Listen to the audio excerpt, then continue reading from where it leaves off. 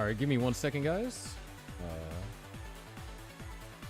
Almost situated here.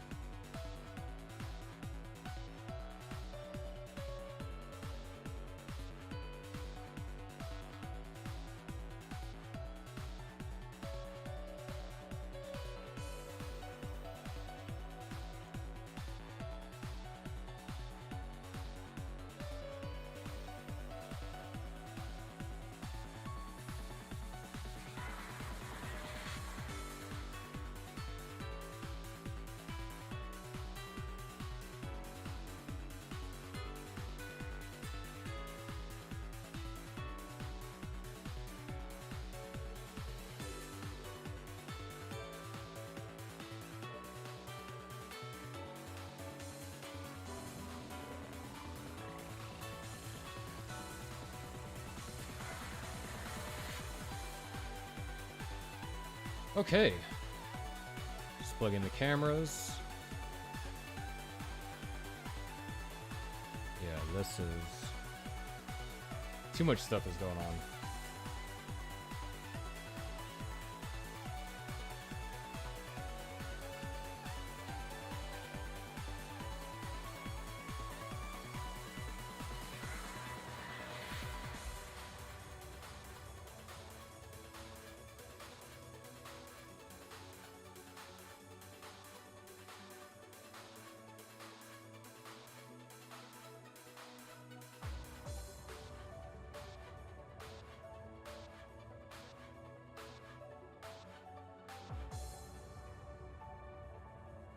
Hungry streamer. Lol.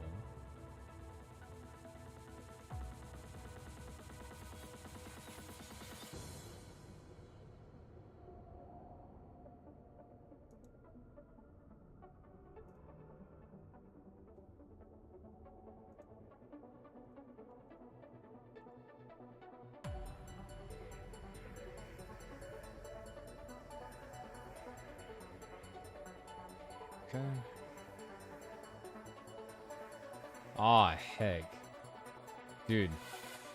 That's some crazy lighting you got going on, Draco. Holy cow. What the freak?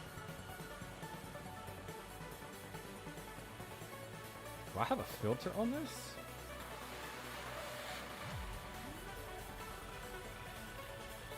I don't. Nah, that's insane.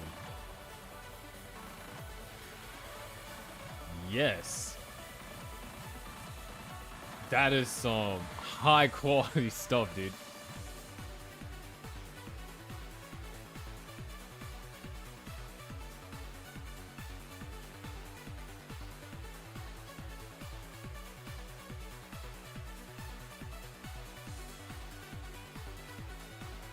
All right. We're almost situated. Sorry, everyone. There's been a lot that's been happening in the world of Tetris. I'm pretty sure you guys are well aware.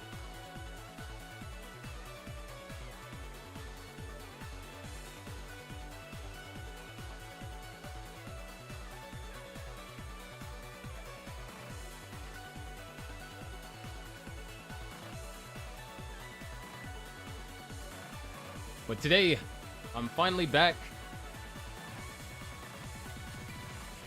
casting gauntlets.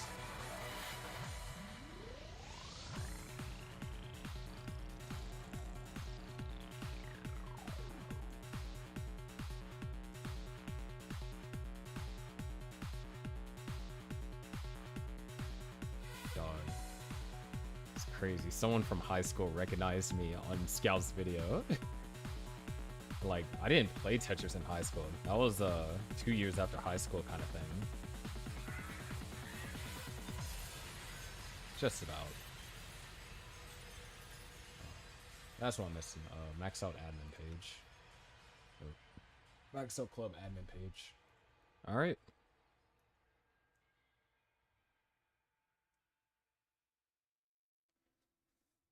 This is, I think we're set to go for the time being. In high school, dude, I was different in high school. I had dyed hair. My hair wasn't as long. Heck, my voice is actually significantly different since high school. The only thing that's pretty much the same is like my height. Or at least what you'd be able to see on camera would be my height.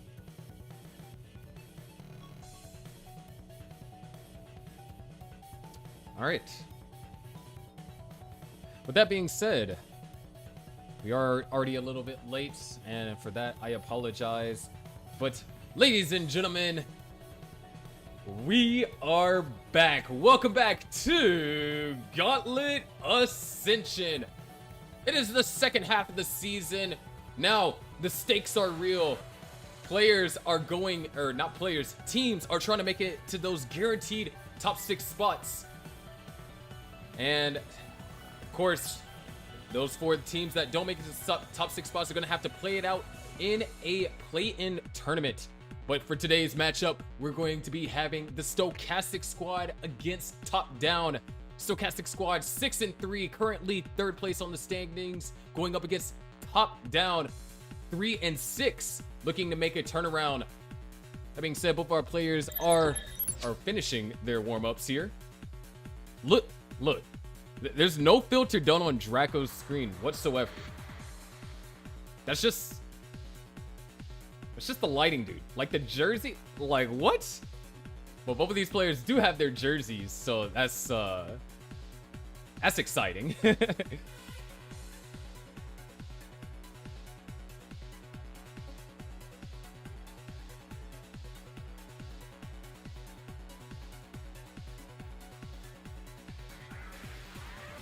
See, I wasn't exaggerating. Like when I saw that, I was like, dang.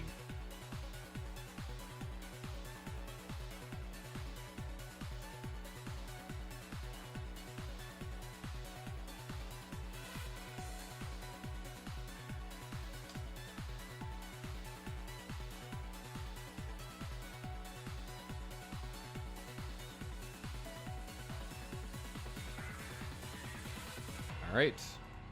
Players, do you guys want same piece sets? Do you guys want to be punished? That is always an option. If y'all both can do same pieces, of course. Storm and Norman, yes to same piece sets. And as long as Colin's not here, I think we're in the clear. Here's your seed. Seed is 49, 98, 79.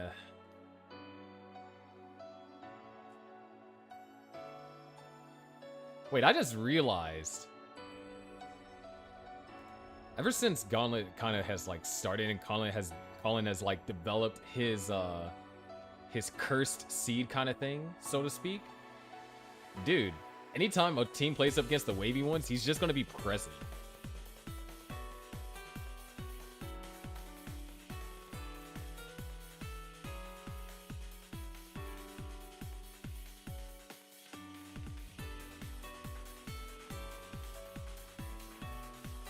All right, we do got it ready from 20 Dan, and we got it ready from Draco. Let's go ahead and count it down. The first match of the year, actually, for Gauntlet. Here we go. 20 Dan versus Draco. Man, that Draco looking fierce over there. Here we go in 3, 2, 1. Tetris. Both of these players in this particular matchup are tappers. So we're going to see some fast movements. Not as fast as rolling, but definitely a little bit more flexibility than your average Daz player might have. And to start things off, Draco is going to be the first to knock down a Tetris. 20 Dan having to deal with, going to get set up for a dirty, but no, just going to burn it out. And you can expect to see that. Of course, this is the first time these players have been found in an environment since essentially Gauntlet went on break as we reached the first half of the season. And now we're getting to the point to where these matches matter. And speaking about things mattering, it's going to matter for 20 Dan to get out of this. That burn's going to help it a lot. Great L piece. Burns a single line. Very accurate taps, but a long bar dependency right there. And a 27-piece drought. 20 Dan is done. At 98,000. Draco is going to be good for game number 1.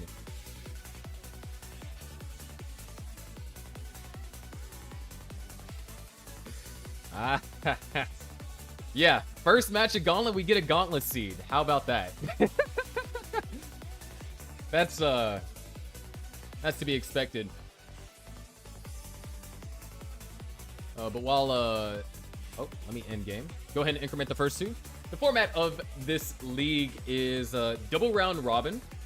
Top 6 teams automatically make it into the playoff tournament. And then the remaining 4 teams have to go into a play-in tournament where the top 2 from that play-in tournament will make it into the last 2 slots for the playoffs.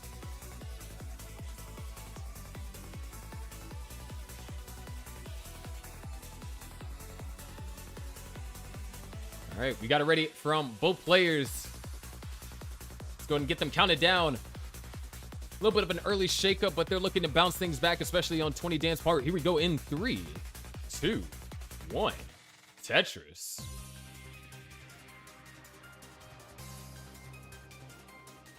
So definitely a reminder right there about Gauntlet.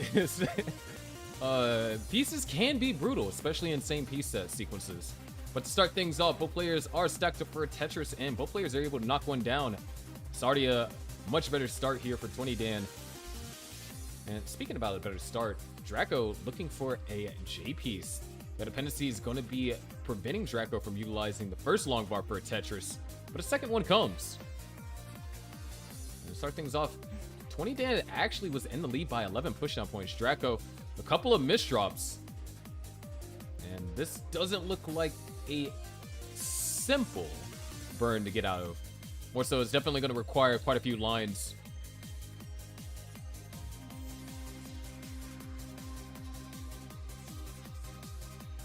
Draco, nice set of burns here. 20 Dan open, sets up for a Tetris and knocks it down. Now goes up to a 2 Tetris lead.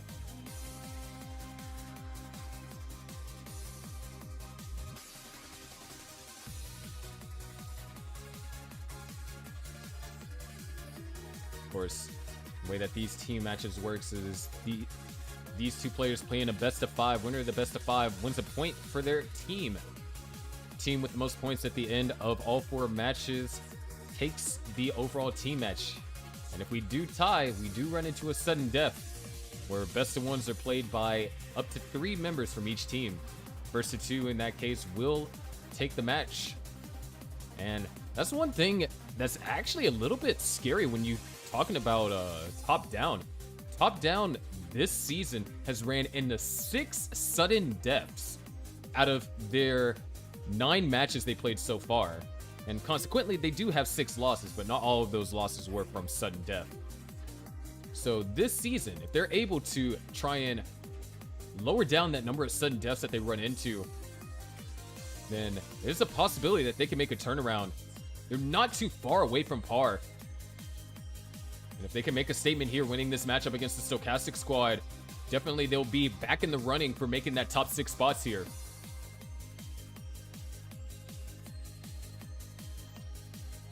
That being said, 238 for 20 Dan, 183 for Draco. Draco has gotten things back under control. Beautiful burn over there with the square.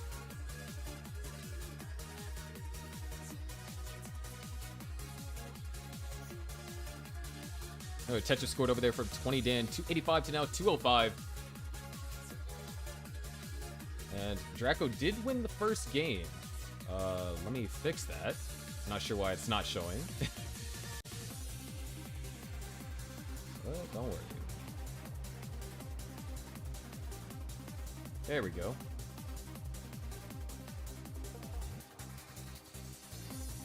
Currently 20 Dan with a 3.5 Tetris lead, almost 4. Draco has gotten the board under control. Starting to run into a drought. It's going to take the safety burns. Oh, I like that J placement. Avoids creating a particular dependency. Fortunately, long bar. Whoa! What a Nice delayed T-spin setup over there from, well, I guess you can call it somewhat delay. However, things were getting complicated real fast. Draco's just going to barely survive.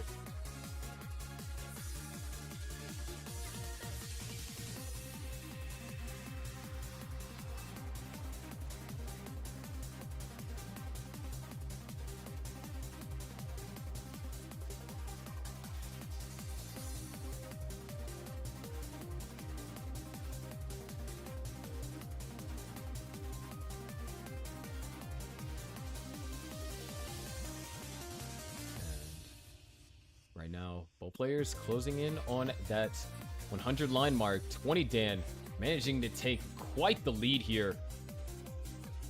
Almost as if 20 Dan was saying, warm-up is done. This is the real me. Just had to get acclimated back into the environment and has done so fantastically. Draco is set up for a Tetris over here on the right-hand side. Could be a will transfer to the left. Not going to go for it. And 20 Dan definitely not liking all these S and Zs. A triple is forced out of 20 Dan right there. And a Tetris is scored for Draco. 17 lines left to the transition. Nice ice spin. Thank you so much for the Twitch Prime, Regix.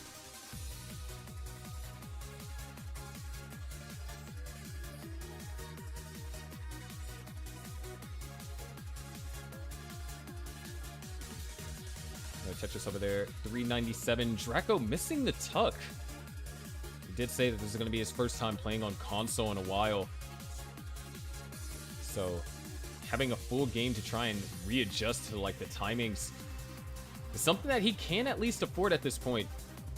Fortunate early top out, or unfortunate early top out over there for 20 Dan. So Draco definitely looking to try and utilize this opportunity to capitalize. And speak of capitalize, we have one more Tetris available for both these players. They're both at 129 lines. Draco's going to knock down that Tetris transition at 429. 20 Dan's going to transition at 563. Knocks down a Tetris immediately upon transitioning. Set up the long bar dependency. Bud gets it filled. And 20 Dan actually opted to take a few triples. Draco 1 Mino shy being Tetris ready. And now these pieces are rather complicated. Tetris is scored for Draco, down by 115 now. As both players now level 20. 20 Dan has got the board back under control. Draco trying to set up some delayed burns. Really unfortunate O-piece right there. 20 Dan still not in a Tetris scoring position just yet. And several misdrops in a row. 20 Dan now in survival mode. However, Draco is perfectly clean. That burn's going to help out a lot. 20 Dan can survive this. Does need to get an L all the way over to the right-hand side. And 20 Dan's going to top out at 604. Draco at 517 has a chase down. 605 is needed over here for Draco.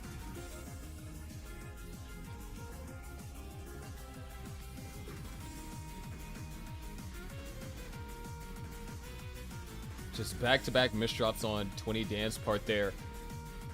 All he can do is sit and watch. Tetris scored over there for Draco, 551.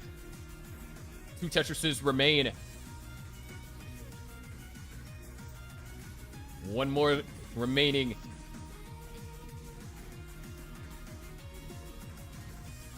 Of course, there is always the option to line out. But at this point, Draco, as soon as he opens up this will be set up for a Tetris. Waiting patiently, and Tetris is scored. Draco takes game number 2. Top down, looking to make a statement early on here in this match. As 20 Dan now going to have to look to perform a reverse sweep.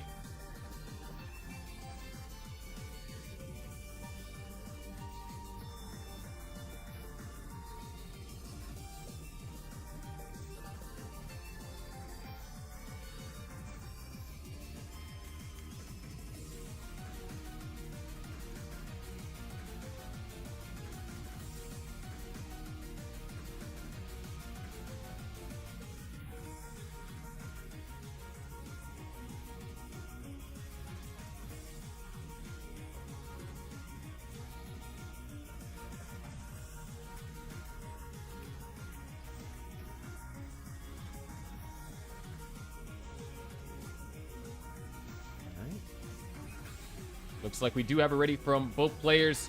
Draco in the lead, 2-0. But the match isn't over until it's over. Can 20 Dan make a comeback? We are about to find out. Here we go in 3, 2, 1. Tetris.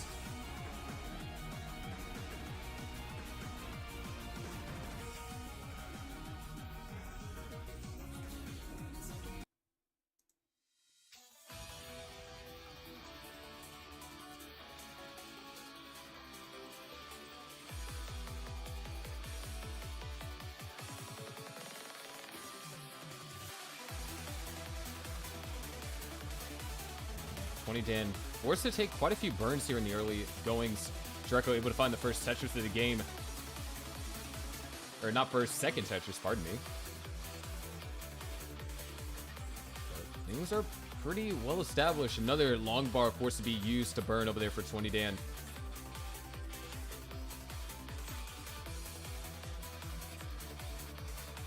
so far, things are looking pretty calm. 20 Dan just really struggling to find the ideal pieces to maintain Tetris readiness. And just really, wow. These pieces are great for Draco. A bit rough on 20 Dan's part. Eyepiece is going to do wonders. Brings the stack down to a much more manageable position. And at some points, that's just kind of what you have to have.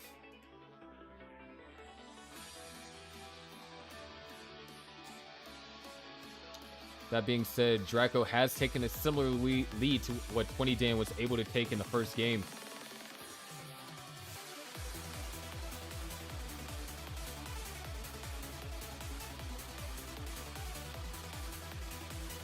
And this is actually Draco's second game of the season. 20 Dan has already played in 5 with a 3-2 record. 20 Dan is actually one of the more consistent players in this Ruby division, so to speak. Has a true transition rate of almost 80%. And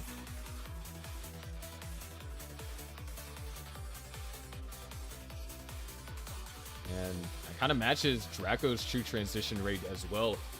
So, the exception of the first game, both these players do have the propensity for longevity. But right now, Oh, something just happened. That looked pretty urgent.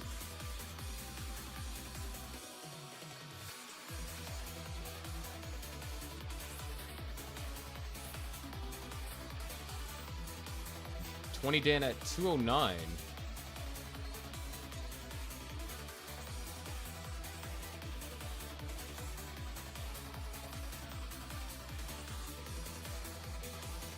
Oh, laptop was about to die. You know what? That makes sense.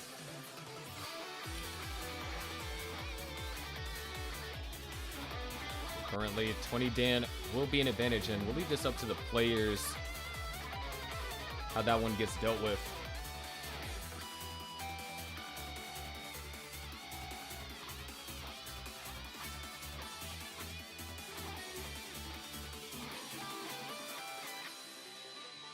That being said, 287 for 20 Dan, 285 for Draco. Draco behind in lines.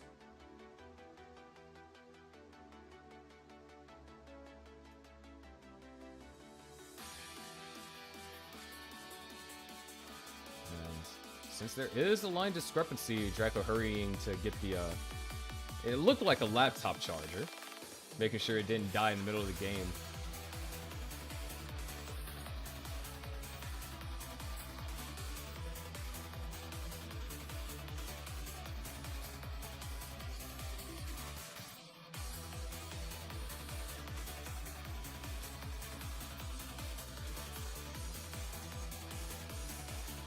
$357 now for 20 Dan, $359 for Draco. Draco experiencing a minor slowdown.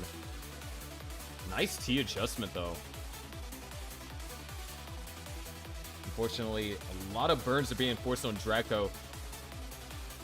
Really unfortunate timing.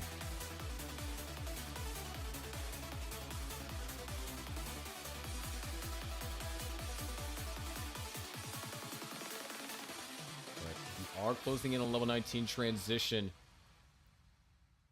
It's been a little bit on the rough side for 20 Dan, at least in the last one. Things were looking stable. Then things just cascaded out of control. However, going into this one, it does look like 20 Dan could potentially have the advantage. A drought, untimely, close to transition. It's going to affect both players.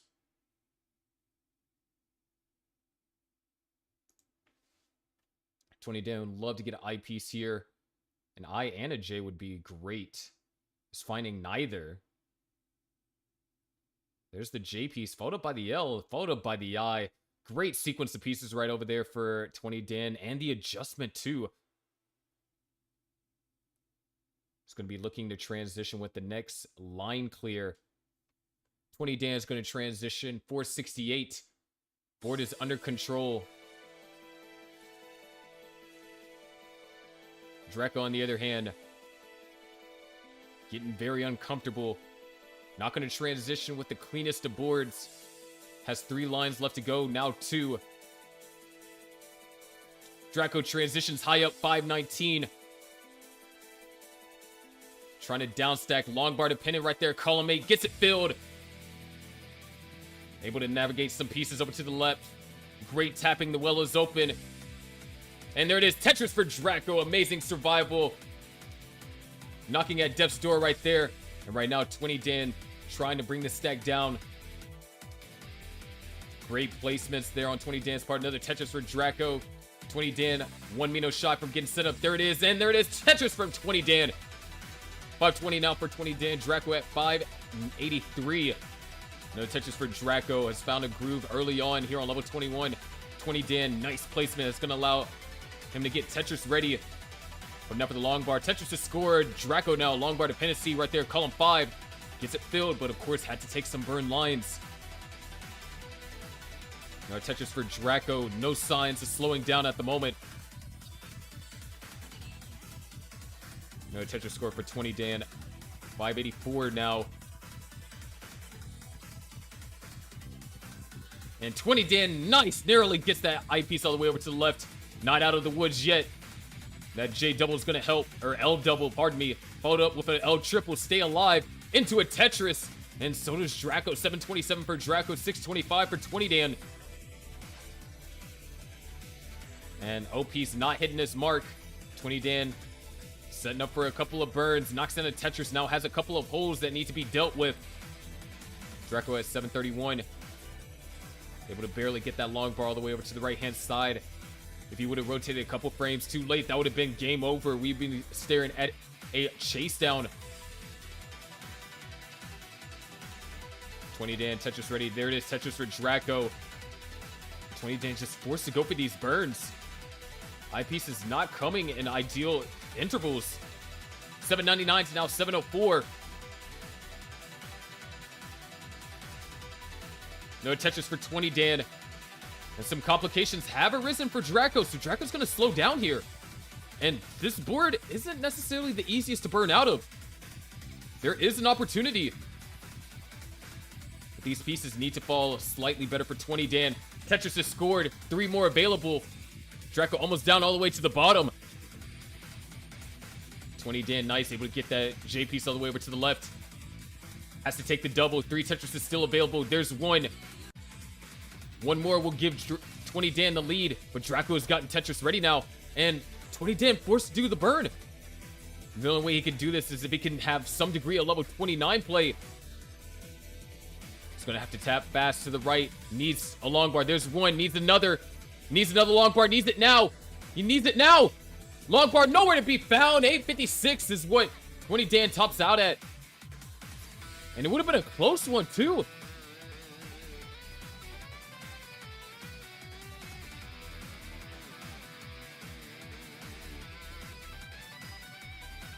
Yeah, long bar nowhere to be found at the end.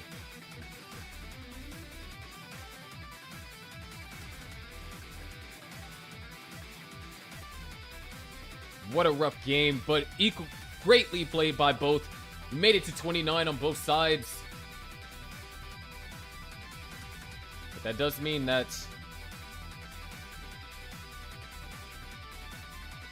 for the time being, Top Down does have the lead, 1-0. Can the Stochastic squad tie things up for our next 2 players? Well, that's something that we're going to have to find out shortly. Don't go anywhere. We're going to be right back with match number 2 here in this matchup.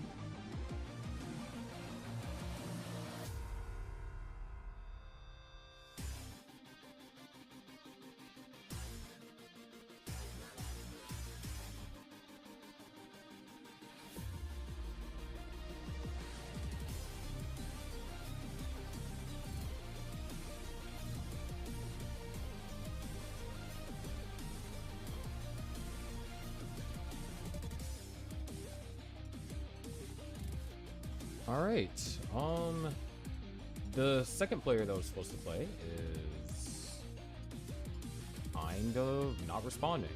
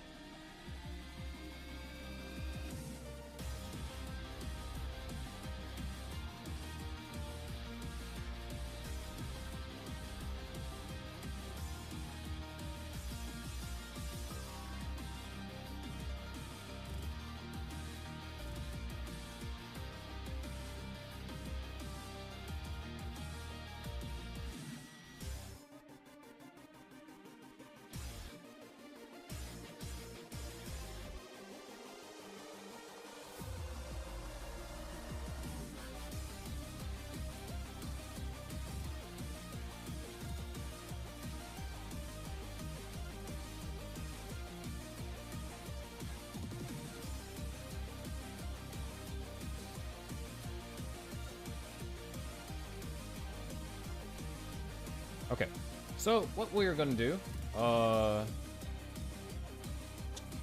first I need to see.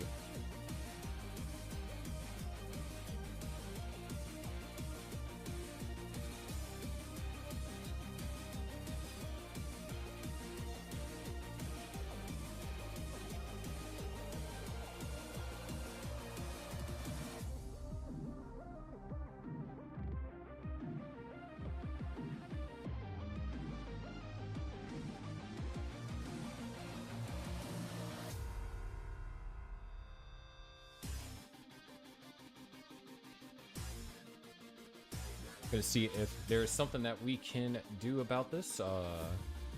Once I hear from two of the other players from both the teams, then we'll start the penalty timer.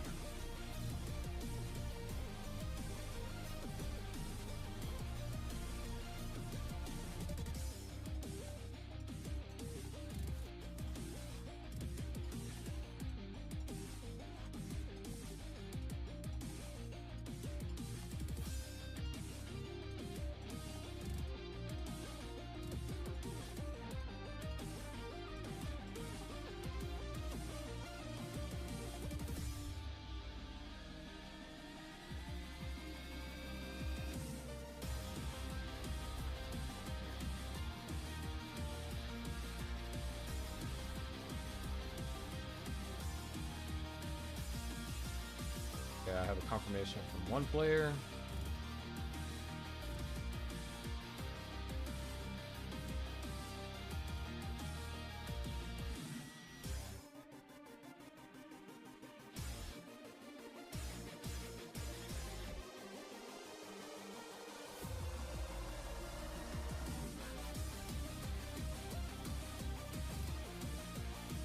That's disappointing. As soon as Coster confirms, then we'll start the penalty timer.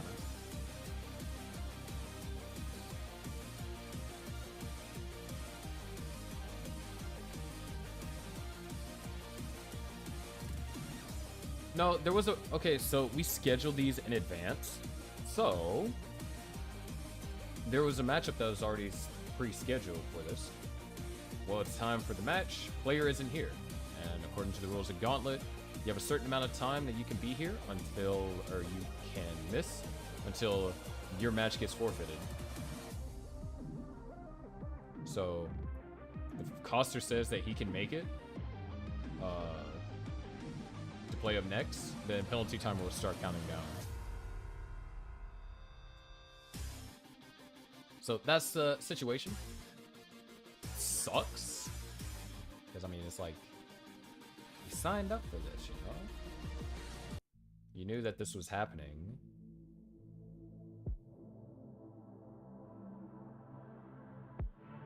Oh, dude, you're fine.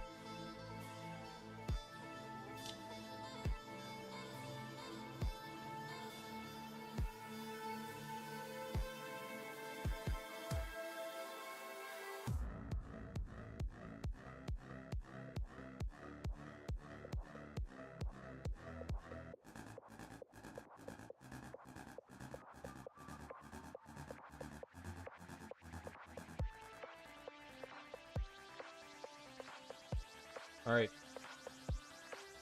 We do have a player that's going to play. It's not going to be the same player. And as a result, there is going to be a one-game disadvantage.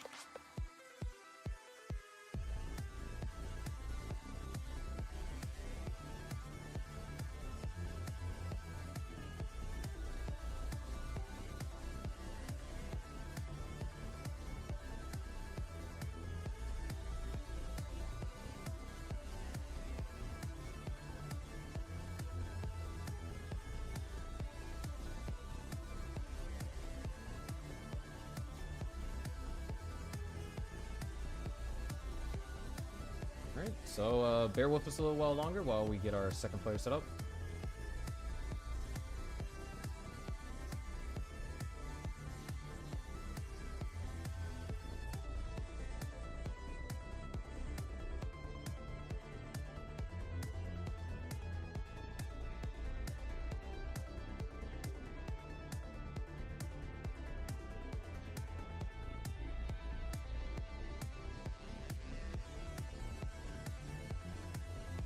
What can I do?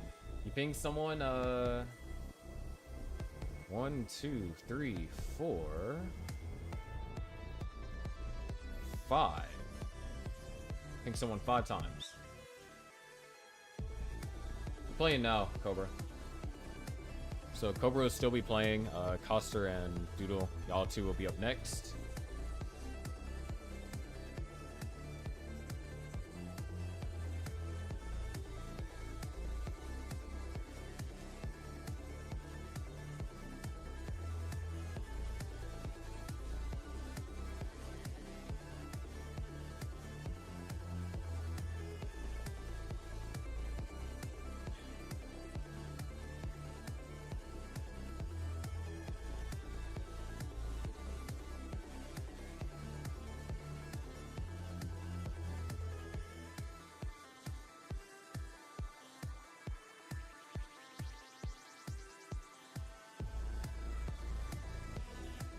So unfortunate, but it happens.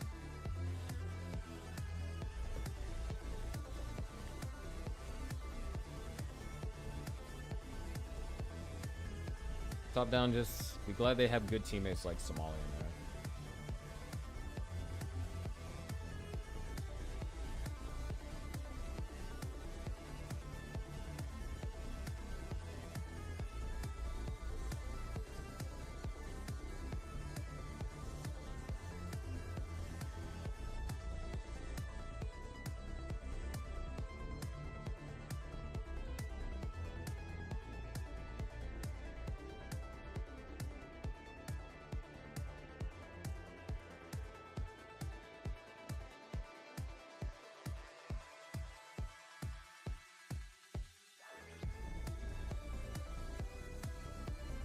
So did you guys hear about the Sky News thing?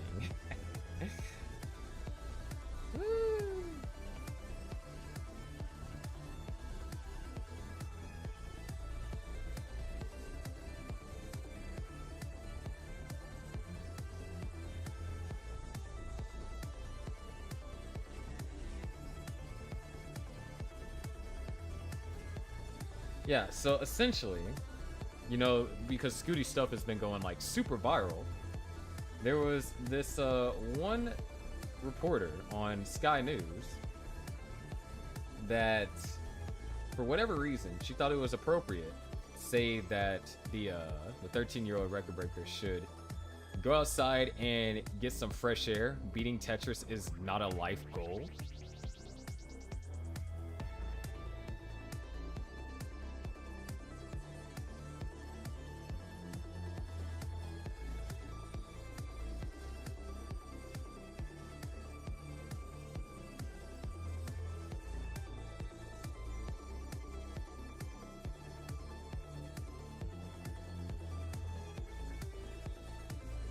Pretty freaking wild.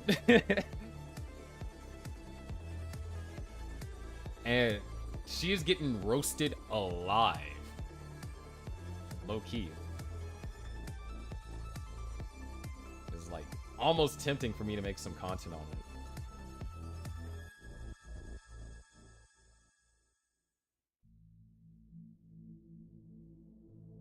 But here's the thing. It's like very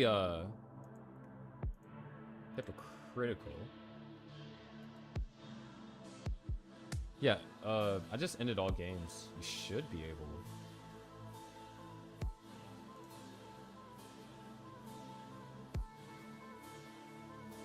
It's very hypocritical because just I'm pretty sure earlier that day they were praising a what's it called? A 16-year-old for being good at darts. So take it that what you will.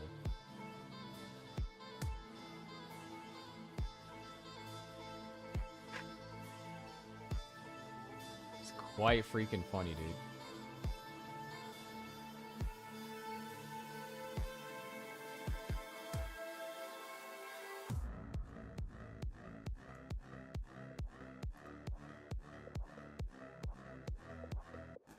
Yep. Still can't see it. Well, I can see your board. Like, your board's showing right now, it's mine.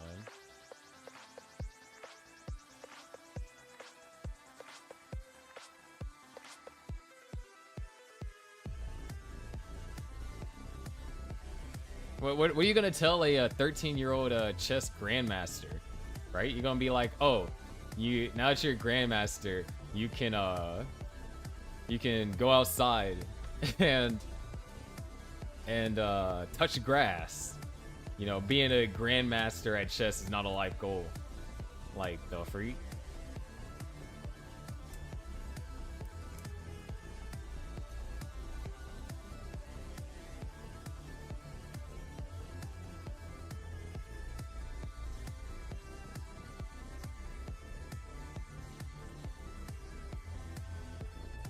I think the thing was that she opened the sentence. She's like, as a mother, you should go and touch some grass and stuff like that. I think that's the craziest thing.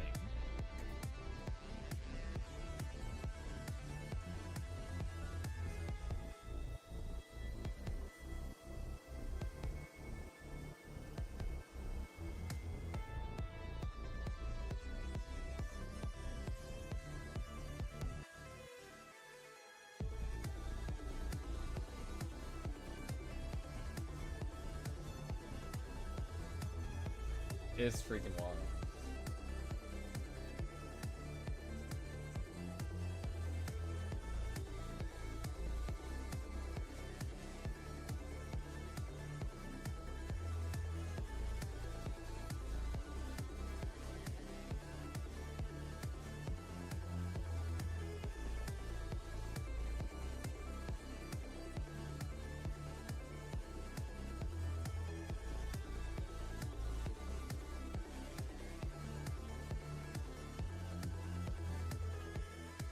All right.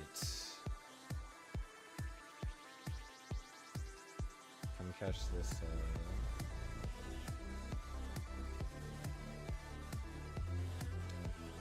Homie just got nuked into oblivion.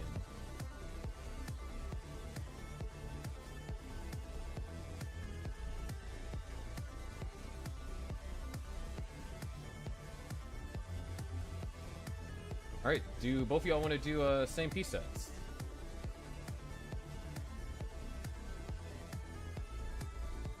Thank you all for being patient, by the way.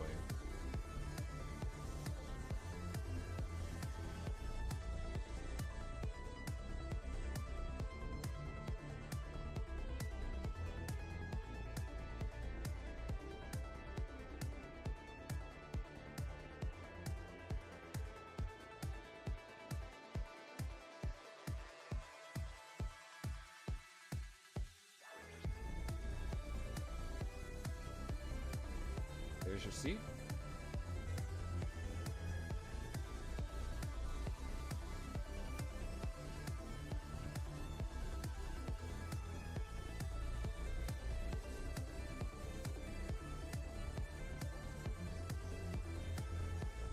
Oops, that was the wrong transition. I don't know, man. I think that's just kind of a weird thing to say. Like, For all she knows, Scooty could have just been cracked, had no prior experience in Tetris, just sat down, played for 40 minutes, and then got back to playing. Cobra just went black screen.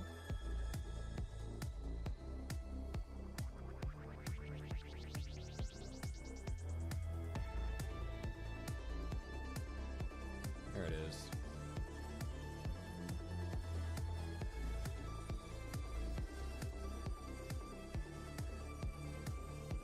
All right, both players are ready. We can get this underway. Thank you once again for being patient. Greatly appreciated. Got the ready from Somalian.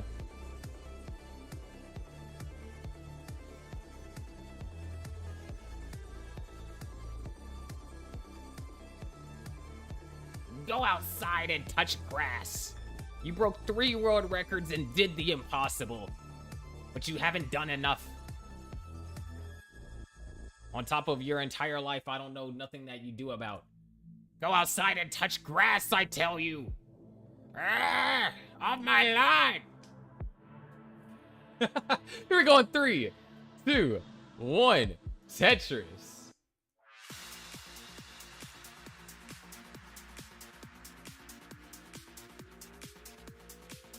Colin was here, he would totally make that a clip. But due to the substitution, Cobra is going to start off with a 1-game advantage.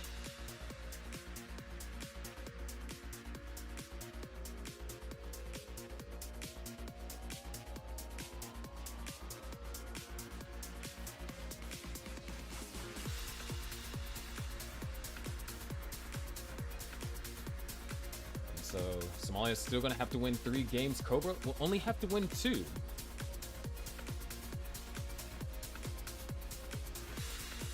Right now, currently we are tied. Cobra, a couple of misdrops on top of each other. Definitely see that he's shocked. There's a couple ways to resolve this. And missed the double tuck on that one. This is going to allow Somalia an opportunity to take the lead. And he's going to do so with that Tetris.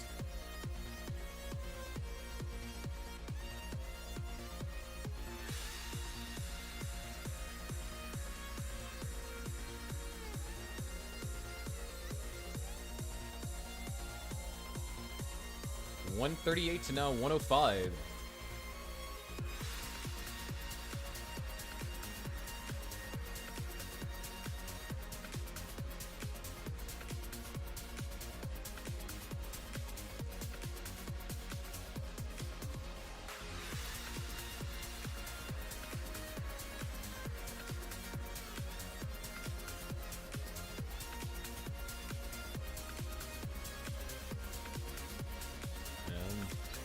Now Cobra's got everything under control.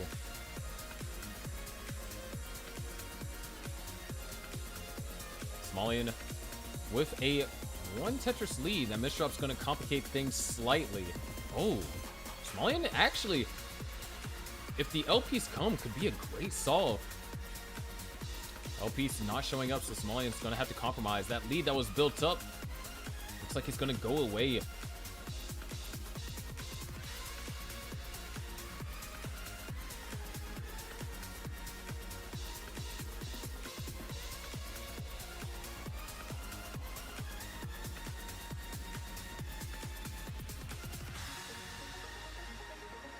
Just like that, Cobra takes the lead now.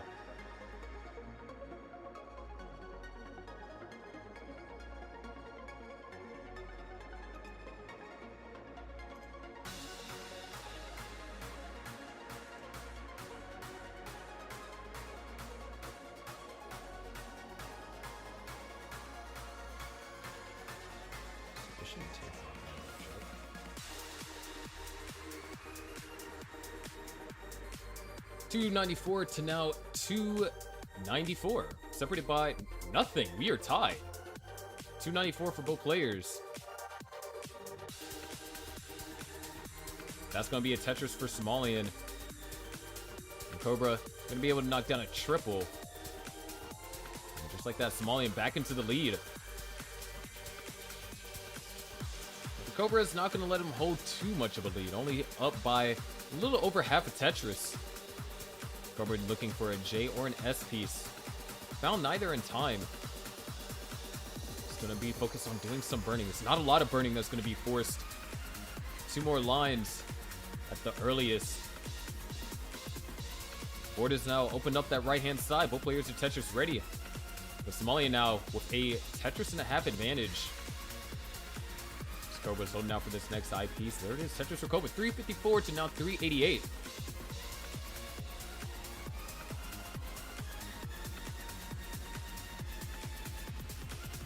Tetris for Cobra goes up to 377.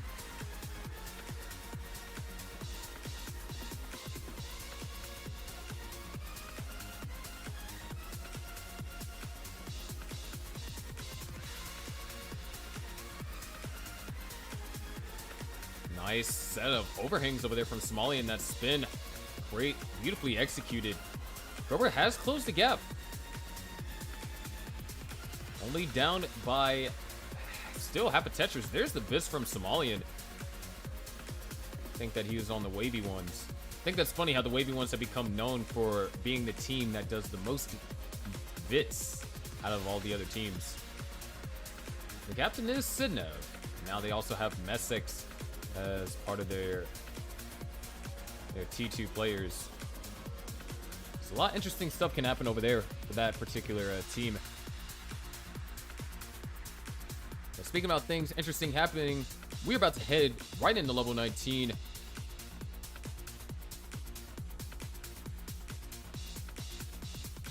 One Tetris remains possible for Somalian. And there it is. Somalian is going to transition 542. Cobra can score 2 Tetrises. No more burns are invoked.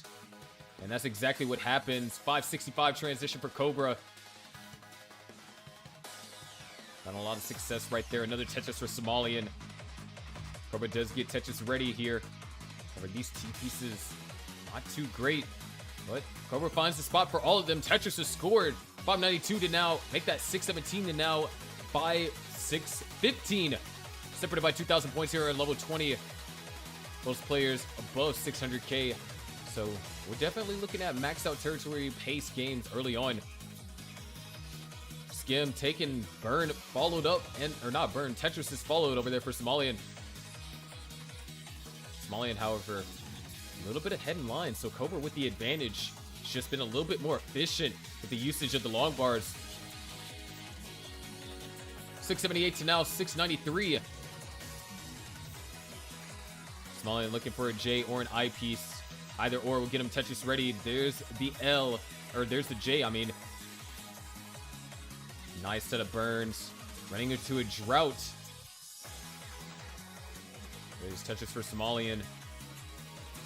Cobra, beautiful burns. Another Tetris for Cobra. 751 to now 715. Another Tetris for Cobra goes up to 780. Really strong game. Clean stacks over here from Cobra as well. A Somalian trying to get Tetris ready. Another Tetris to score for both Cobra and Somalian. Great bird. Somalian 1 meter away from being Tetris ready. Not going to be able to utilize that eyepiece, but can use the next one. 779 now for Somalian. Down by 88,000. Another Tetris over here for Cobra. Goes up to 899. 3 Tetrises and change away from the max. This Cobra is going to find one right there. 930 now for Cobra. 841 for Somalian. Still down by this 88,000 moniker. And another Tetris for Cobra. Not giving Somalian any room. Another Tetris for Somalian. 905. Cobra's going to take a skim. Another Tetris for Cobra. 994. At this rate, level 29 play might be needed over here for Somalian. Tetris for Somalian.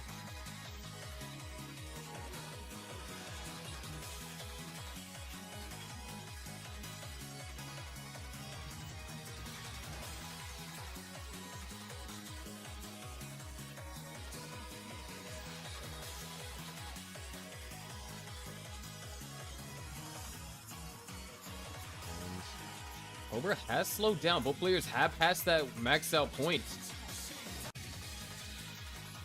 There's the Tetris for Cobra. Somalian not in position to score. And this is not a great board. Looks like he's trying to go for a grip switch. He's getting ready. Left side's a bit of a concern. Cobra has over a Tetris lead. Somalian needs to get an eyepiece over to the left. Somalian needs an eyepiece to get over left. It comes way too late. Somalian tops it at 1,059,000. Cobra at 1.1 million is good for game number 1, but wins his second match due to the forfeited, or due to the penalty, or it's not second match, second game due to the penalty. Let's increment the next two.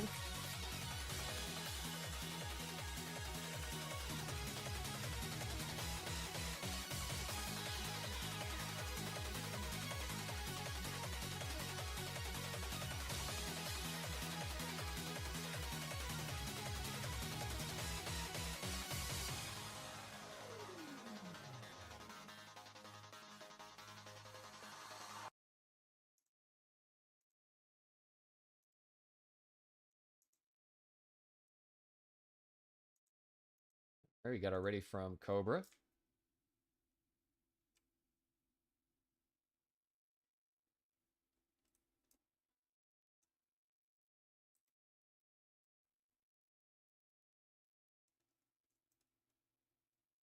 And we got it ready from Somalian. Let's go ahead and get them counted down.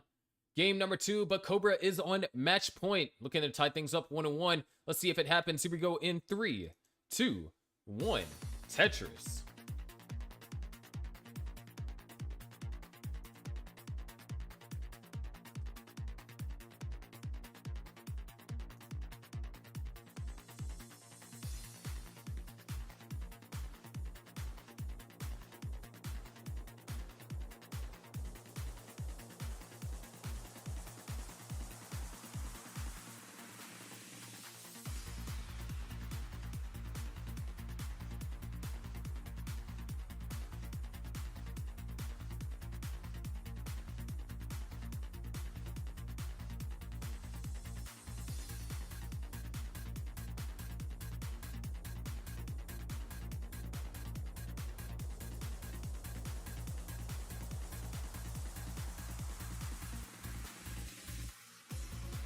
Looks like things are pretty stable here in early goings. Cobra with a flawless 5 Tetris start.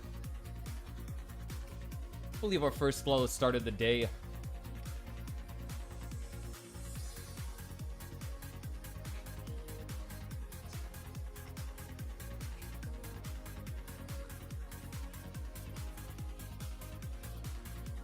And Somalian is going to be trailing by about a Tetris and a half.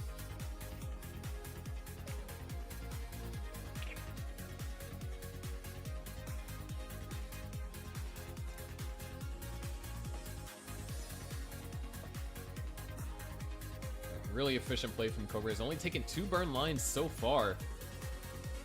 And it's not like Somalian is playing bad. That's the thing. Somalian is playing pretty well. It's just really hard to combat with someone that is on near perfection.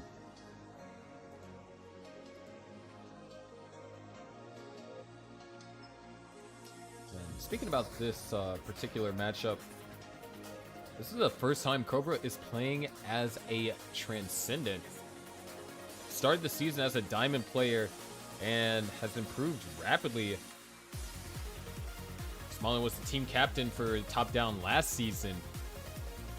And as far as this game goes, Somalian, or at least stat-wise, Somalian has a slight advantage when it comes to post-transition play and just overall median scores, which the stats for everyone to see will be available this weekend. So that's going to be great. But something that would also be great is a well-timed long bar over here for Somalian. Somalian is in danger of topping out. That triple is going to help out a lot. I love something other than that Z-piece. Man, these Z-pieces really trying to put Somalian to sleep here. But he said, I had the caffeine. I'm staying awake as long as I can. And the hang is going to be the knockout blow. Somalia's gonna top it at 238. Cobra is good at 315, tying up the match 1-1. Okay.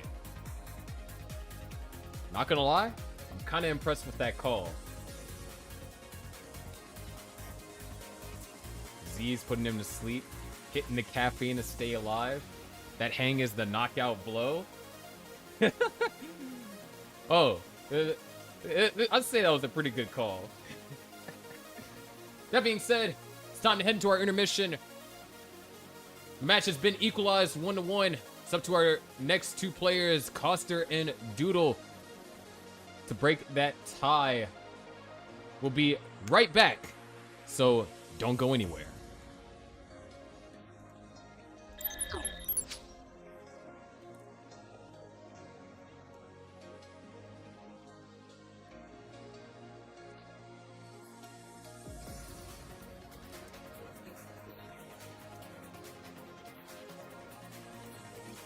I mean, it counts as a best of 3 as opposed to a best of 5.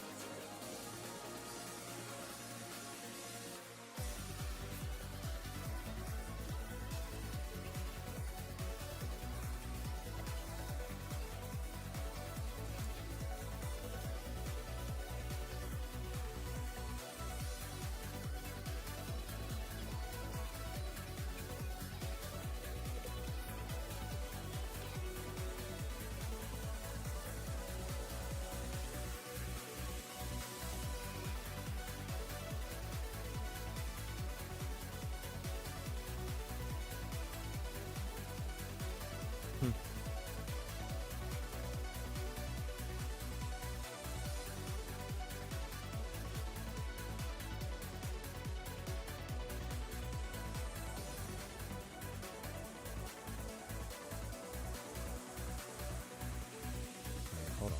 Is there something I can do about that?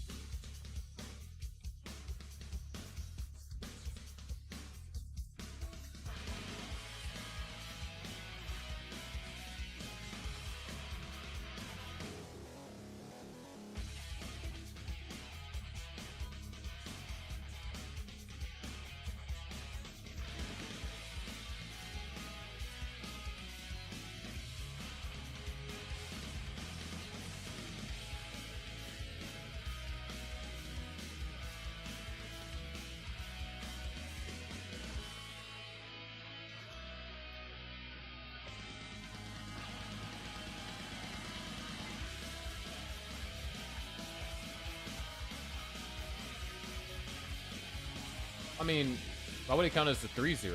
The first game was never played. It was just a artificial advantage. That's how I've always done it in like Gauntlet for like wager situations. So I don't think it's happened yet, but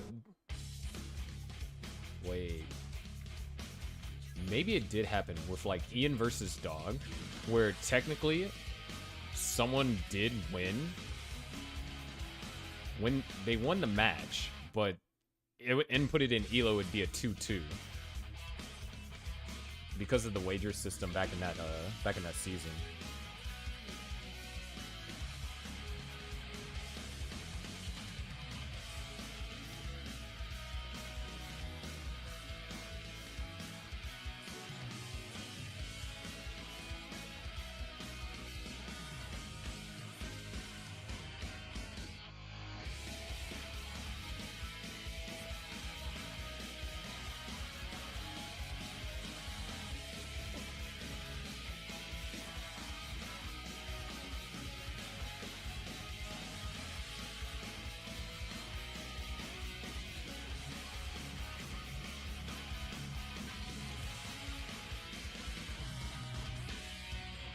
Dude. I think almost everyone that has played today, at least almost everyone on the Stochastic squad, will have their jerseys, though.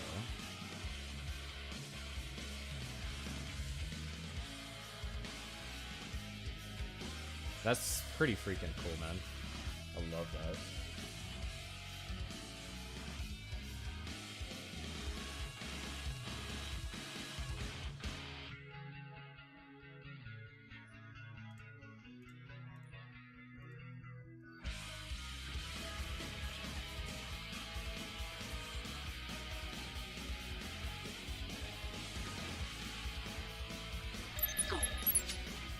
Alright, do you players want same piece set?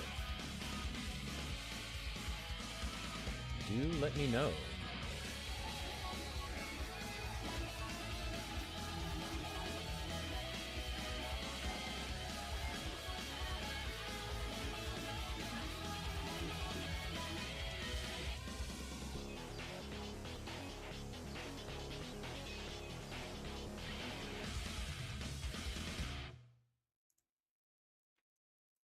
See a yes SPS from Coster.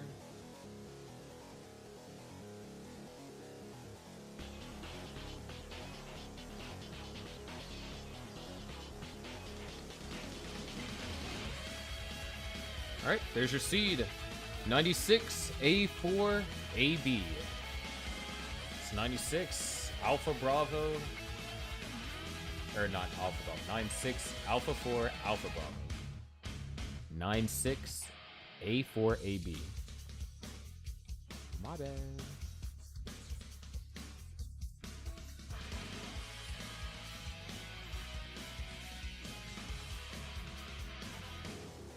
Oh, now that's interesting. Last match played by these two teams, it was top down that one. It was the last match that both of these two players played at the end of the season. Or not both these two players, both these two teams played at the end of the season.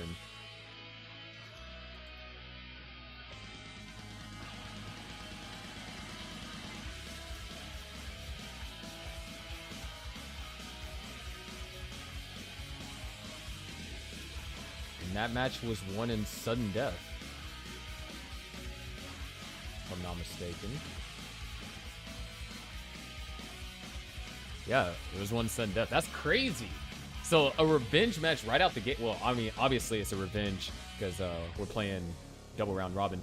But Stochastic Squad is looking for revenge. Let's see if Coster can help that dream come to light. Here we go. 3, 2, 1. Tetris.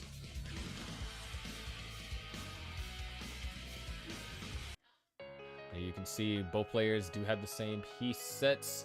Different approaches to stacking. And as I was mentioning before we got started with this game, these two teams were the last two, or essentially, they played each other for their last matches of the first half of the season. And to already have to go up against each other here in the beginning, a chance for swift revenge. But a lot has changed since then. Players have gotten better. Cobra, now a full-fledged Transcendent. Draco playing in his second match of Gauntlet this season. A lot of things have changed.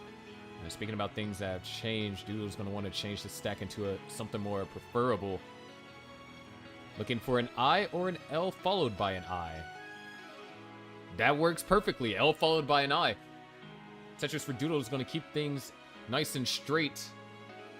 Coster, on the other hand, Tetris and a half lead.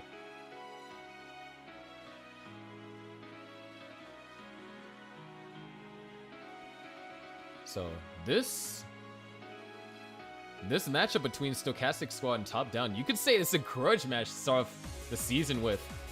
It's definitely a storyline that you would expect to see later on the season. Both players, or both teams, first time they are playing, or their first game here in the second half of the season, it's a rematch from their last game of the first half. And right now, Coster out the gate strong. 166 for Coster, 151 for Doodle. Down by only half a Tetris.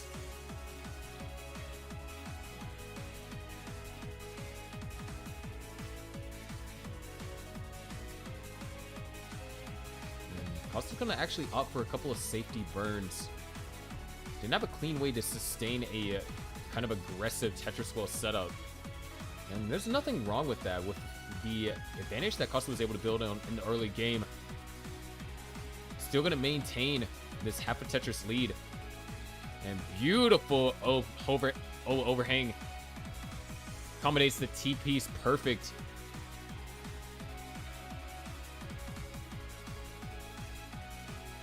$259 now for Coster, $245 for Doodle. Almost halfway through the pre-transition. Things getting quite close here too.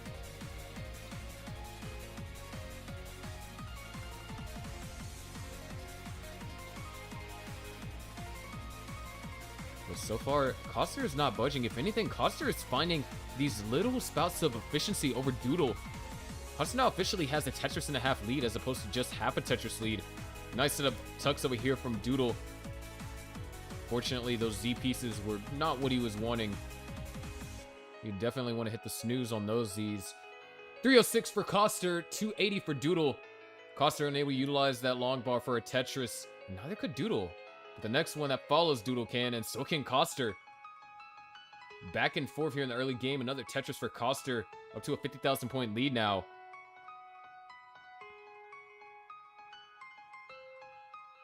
And we're closing in on the 80 line mark. A 600k transition. Definitely a little bit in the tougher spots for Doodle. It's still mathematically possible, but that's going to be near perfect play. And while Coster at 400,000, we're just slightly past 80 lines. 600k transitions in the card. Borderline could say almost a 650.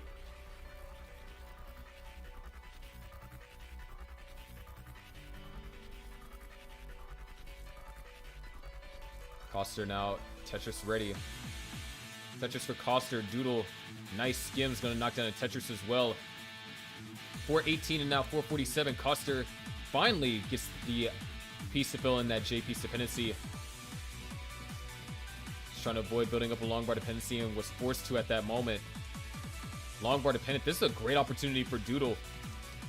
That's not a Tetris for Coster, that's gonna be a triple. Coster now transferring over to a column 3. A lot of burns being forced upon Coster at that moment in time. And now burns are being forced upon Doodle. Well as reopened up for Doodle. Coster unable to score Tetris, set up for a dirty Tetris. Really trying to tap his way out of this one. Long bar, that's going to be a triple, not a Tetris. Coster still in the lead by 16,000, but not for long. There's a Tetris for Doodle into the lead. 492 to now 489. Coster now opens up the well, knocks down a Tetris. Hot on Doodle's tail. But Doodle has taken the lead. And Coster just looking for the right piece combination. That O piece just continuing to be a thorn in his side.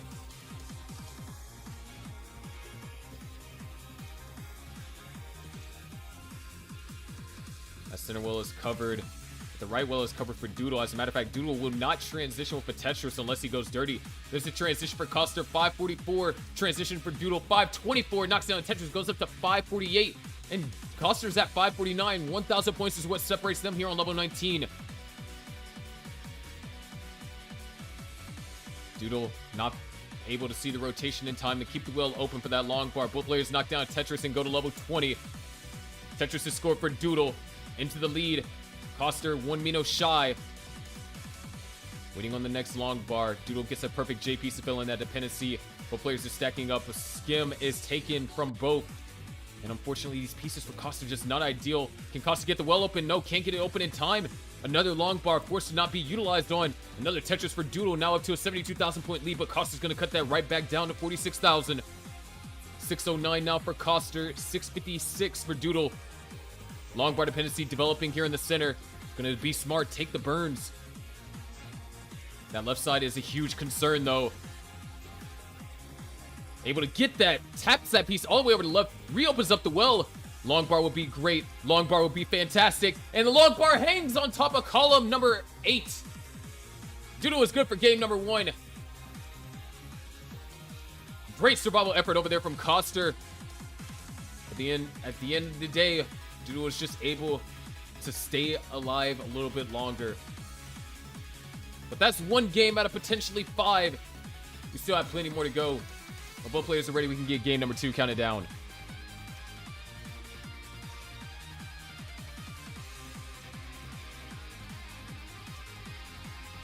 Oh yeah, I should probably make a t-shirt that says that.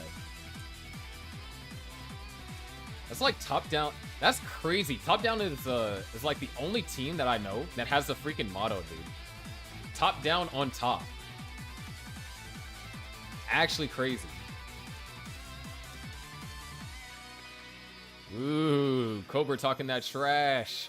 But he's not the one playing. Coster and Doodle are, and they're ready to get going in game number 2. Let's go ahead and get them counted down. Here we go in 3, 2, 1. Tetris. Alright, that segue was kind of smooth, not gonna lie.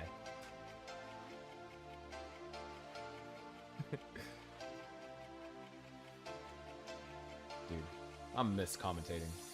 At least commentating Gauntlet. Because I've commentated for other events in the brief hiatus.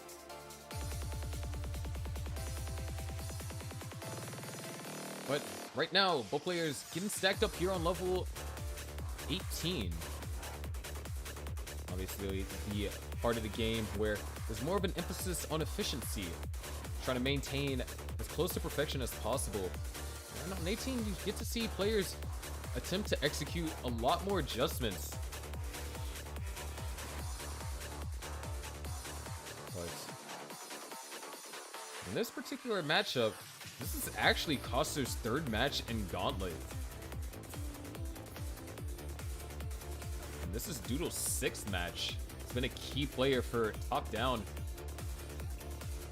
And as far as stats go, the stats between these two is kind of horrifyingly close. They both have true transition rates of over 80%. On average, they're transitioning over 500k. However, when it comes to median scores, Doodle does have a little bit of an advantage.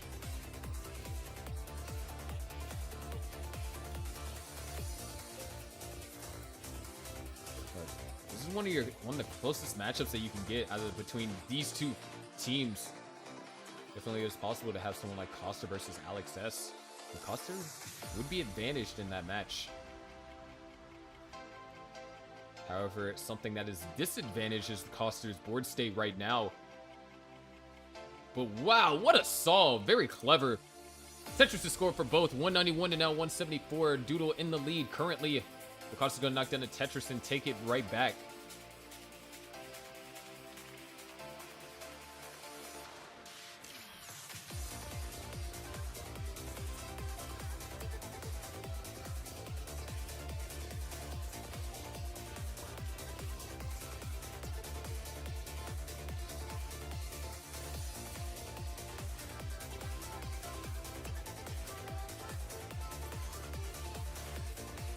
Right now, really close game, separated by 3,800 points.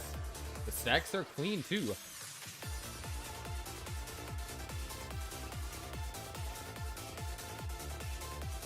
Tetris scored over there from Coster, and Tetris scored over there from Doodle.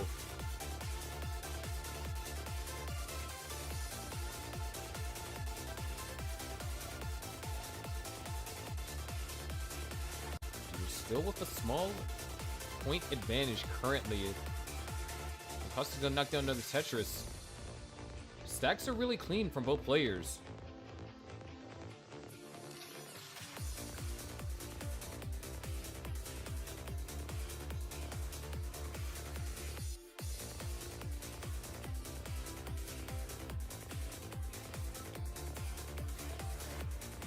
$338 to now $355. Another Tetris gonna add Tetris to Costa. Scored another Tetris for Costa. 383 to now 380 or 78. Another Tetris to Costa. Another Tetris for Doodle. A lot of rapid Tetrises there.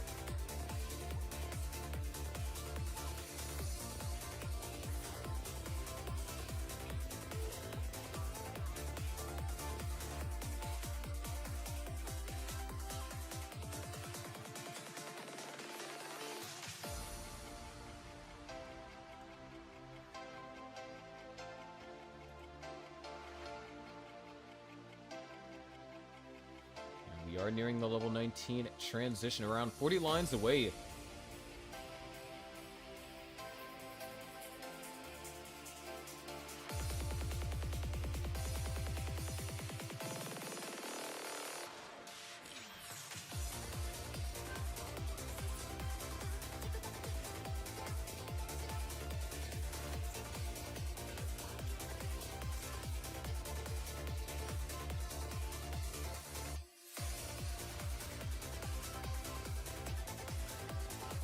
Twenty lines remain to level 19 transition. 522 to now 539. Once again, another back and forth game.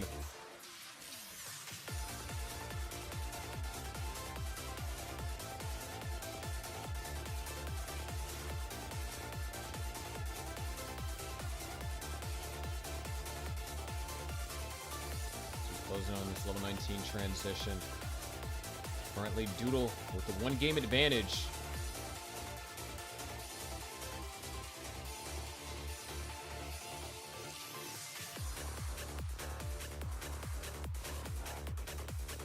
Tetris for Doodle back into lead. 609. Both players can afford one Tetris. Both set up for one. There's the Tetris for Costa transition at 618. Doodle's going to transition at 634. Double 600k transitions from both of these players here. Another Tetris over here for Doodle. A Tetris for Costa.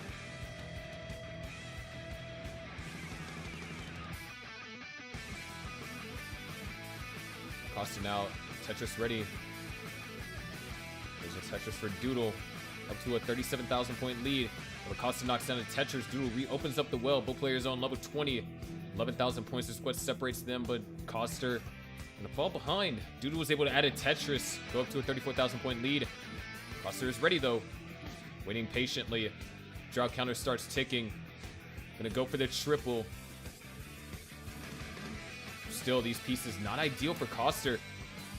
Long bar not able to be utilized for a Tetris, but that one could. Tetris scored for Costa, and another Tetris score for Costa into the lead. Doodle's going to take that lead right back, but now has a minor hole that needs to be dealt with. A Tetris for Costa, able to utilize that double long bar. And Doodle unable to utilize that double long bar.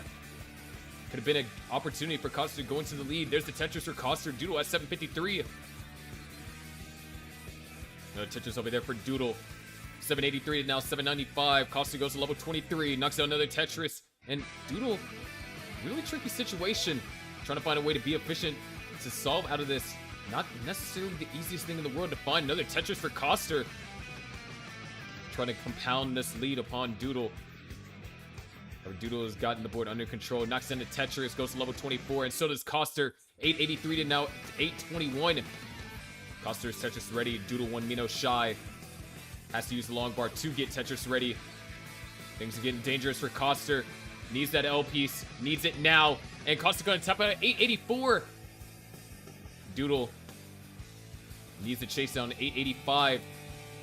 Alright, things are getting very uncomfortable really quickly. That left side is definitely a concern. But Doodle's just effortlessly burning out. Well is not quite open. Hold on, that O piece going to provide a little bit of a slowdown.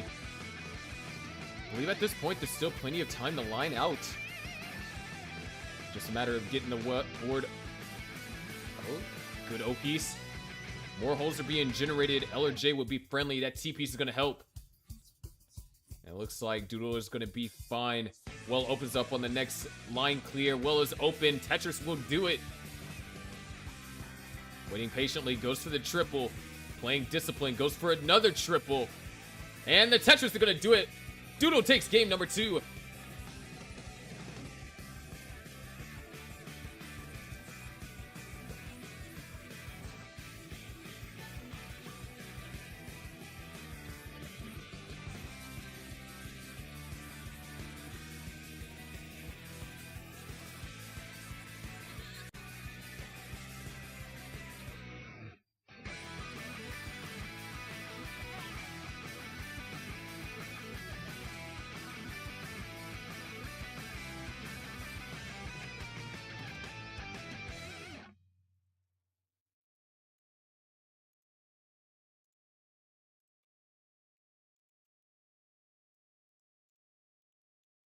It looks like we do have it ready from both players. Doodle is up 2-0. Similar to what we saw in in our first match. Can Coster make a comeback? Or will Top Down be one step away to turning their season around? Here we go in 3, 2, 1. Tetris.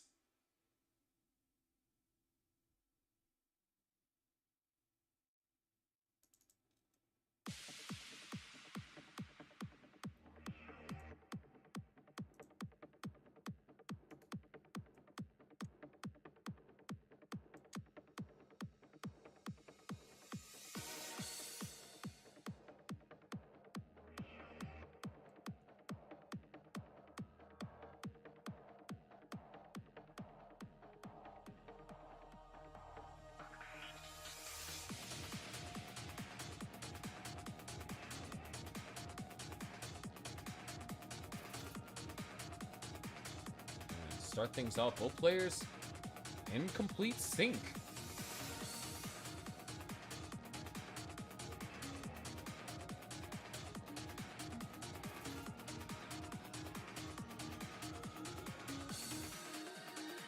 The Coster is going to make a little bit of a slip up. Does get great pieces. Couldn't ask for a better solve in that situation. What is going to happen is Doodle is going to be able to take the early advantage. Just under a Tetris, nothing too crazy.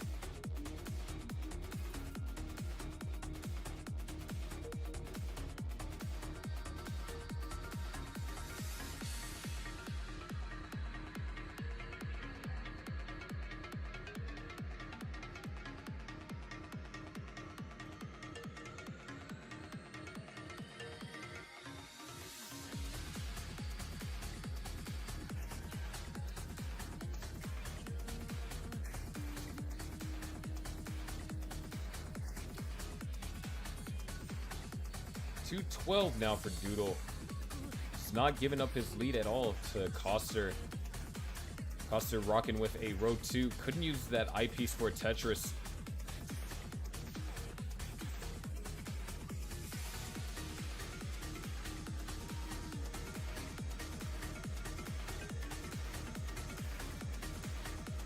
Tetris for Coster. 217 now 238.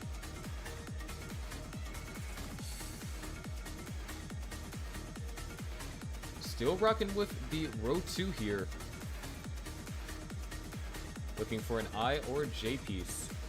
It's the J, builds in dependency, follows up with an I piece. And that's going to be perfect. Coster is back to the right side. That single is going to bring the well over to column 10. And now can get stacked up for Tetrises like he was prior to ending up in that situation in the first place. Tetris over there for Coster. Is going to be L dependent though. This eyepiece is going to fill in that center dependency.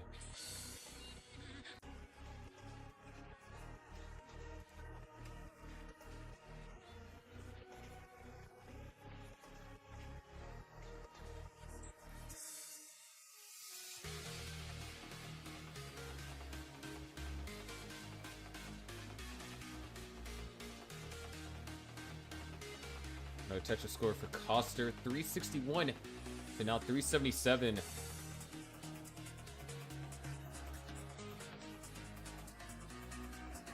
things are just really clean.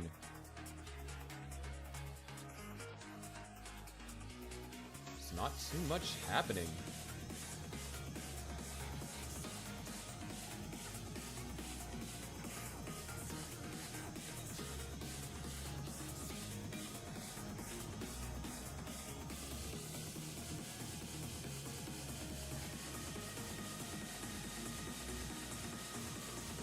Another Tetris over here from Coster.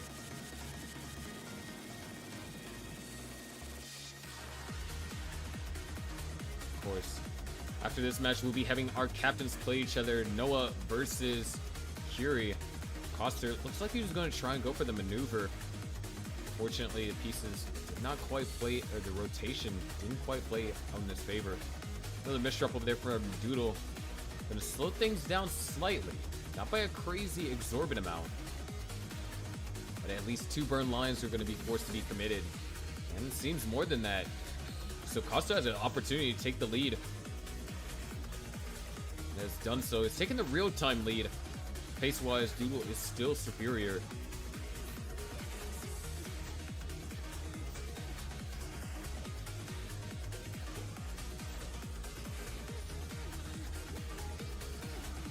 Nine lines away from the transition is Coster.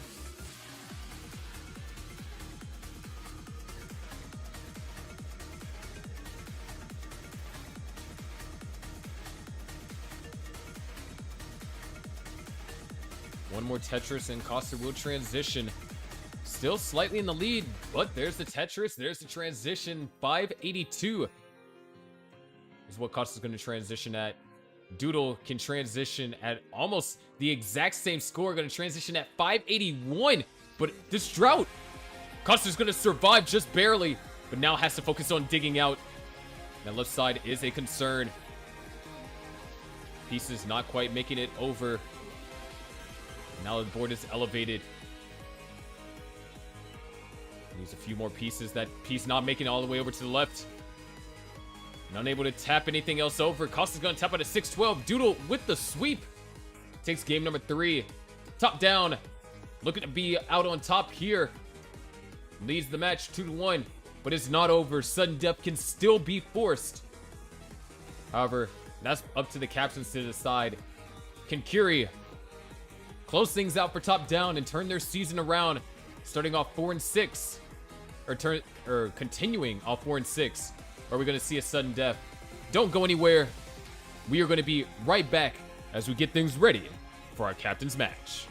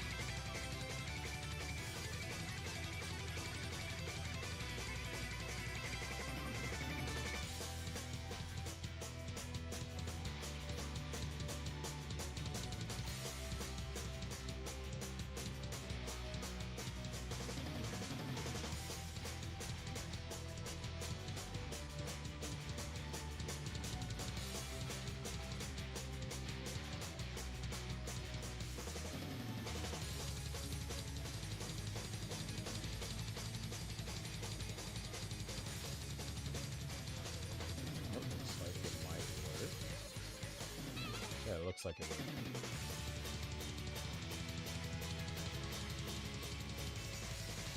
Alright, I'm going to generate the seed.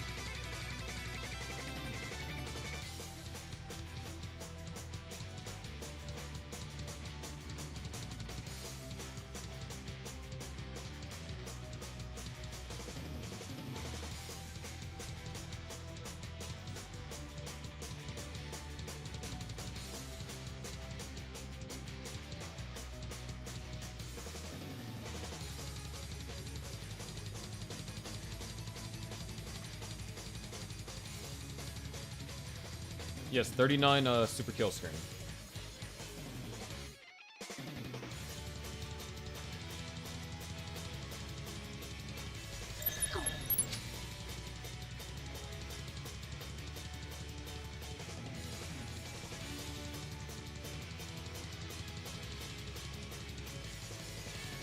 Just both players, make sure you're tabbed in while you're playing.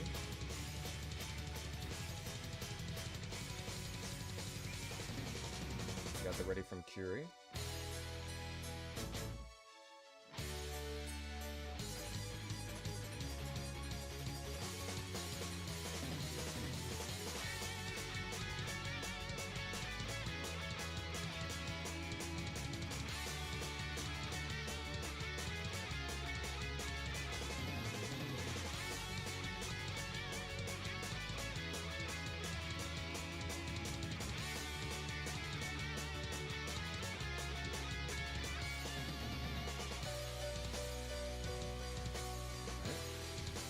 Got the ready from Dingler. Let's go ahead and get them counted down. There's a captain's matchup. Top down is up 2-1. Can Curie bring it home? Or we head to another sudden death? Here we go in 3, 2, 1. Tetris. There you go. Both games are going. Love to see it.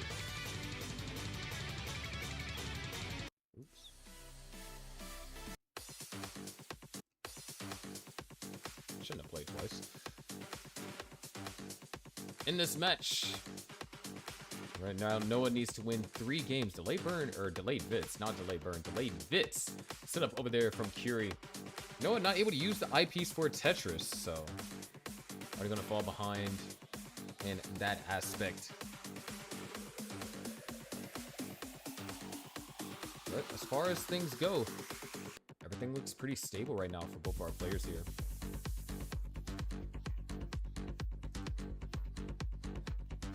As I was saying, top down in the first half of the season, they managed to get 3 games, especially a pivotal one in sudden death up against this team right here for their last game of the first half of the season. But out of their 9 matches that they played, 6 of them went to sudden death. They're the team that has played the most sudden death games this season. Dirty Tetris over there from Curie. And to start off the season, another accidental misflip. We are tied. Tie's going to be broken. But if top down is to hope to secure a spot in the top 6 for the teams before the playoffs, they're going to have to minimize the amount of sudden deaths that it comes to. And right now, Curie just having some issues getting the board under control. Lead quickly evaporated, and Curie missing the 5-tap. This actually is in deadly territory. Curie is now forced to survive this. And long bar comes way too late. Curie's gonna tap it at 134. Noah's good for game number 1.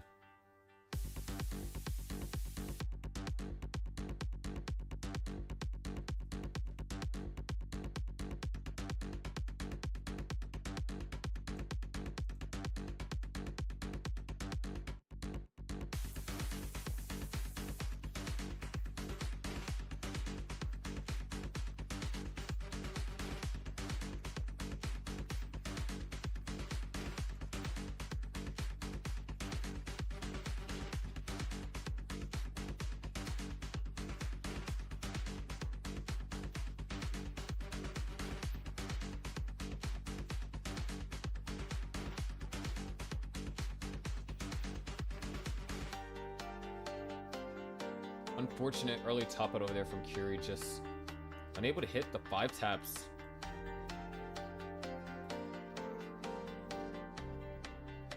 We got it ready from one of our players. Just need it ready from Curie. Readies are on the board. Can Curie tie this up? Or is Noah going to be one step closer to bringing us to yet another sudden death to be experienced by this top-down team? Here we go in 3, 2, 1. Tetris.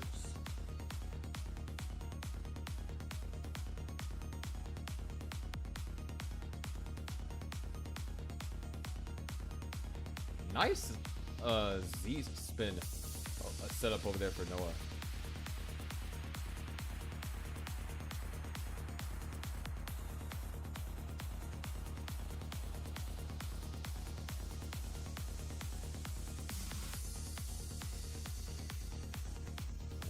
Looks like both players just getting the board under control. Now, of course, while these players are stacking up, we do have the ability to compare statistics, at least for these two. And it's a very interesting thing because Noah, of course, Stochastic squad 6-3. They're currently 3rd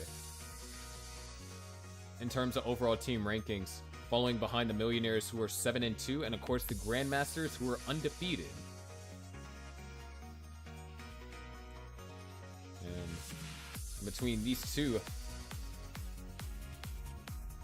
in terms of what they transition at, Noah does have the advantage. Transitions more often, has a higher transition on average.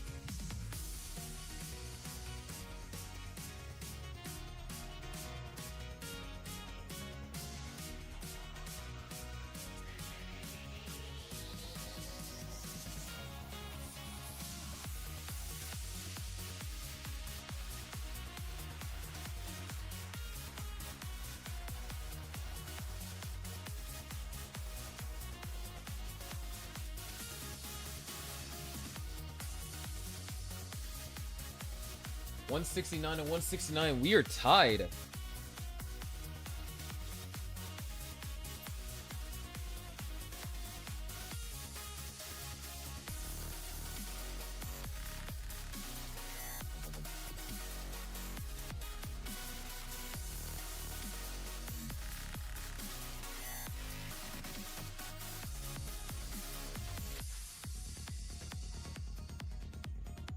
Curie's up really high.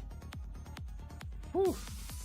Sigh of relief there, getting that eyepiece all the way over to the right-hand side.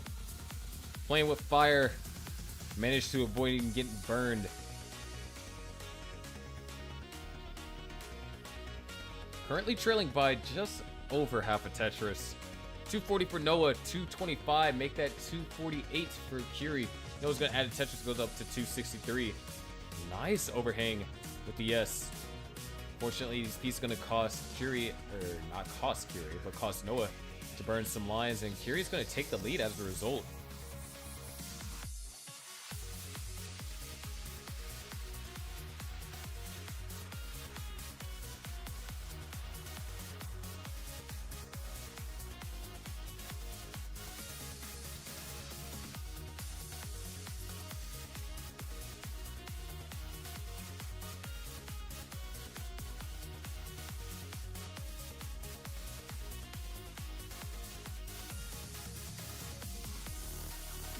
Tetris over here for Noah. 359 to now 362. Curie, couple thousand point advantage in terms of real time. Small misdrop over there from Curie. And decided not to tuck the piece. Definitely could have gone for a tuck. Decided against it. Had opportunity to score a Tetris, and Curie set up for a dirty Tetris here. Dirty Tetris knocked down. 388 to now 384.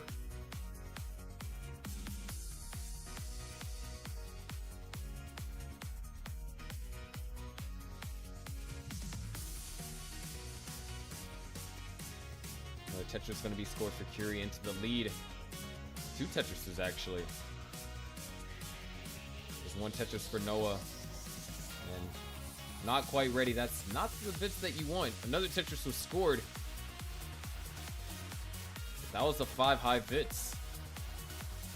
That's going to be more than a 5 burn mistake.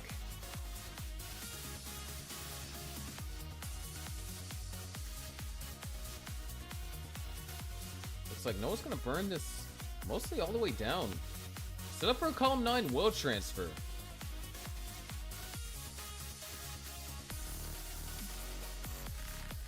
Finally gets the long bar for the column 9. Tetris is scored over there for Noah.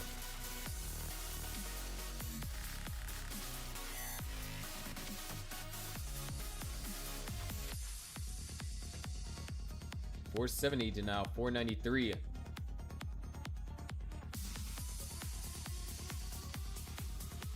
Noah's going to be forced to take a triple. Waiting on this long bar. Like the delay burn setups that Curie's trying to attempt here, but 3 lines left to go to transition. Very nerve-wracking. Curie transitions at 498. Aiming to survive. And this might spell it for Curie. Curie's going to top it at 501. Noah's 1 game away from forcing us to a sudden death.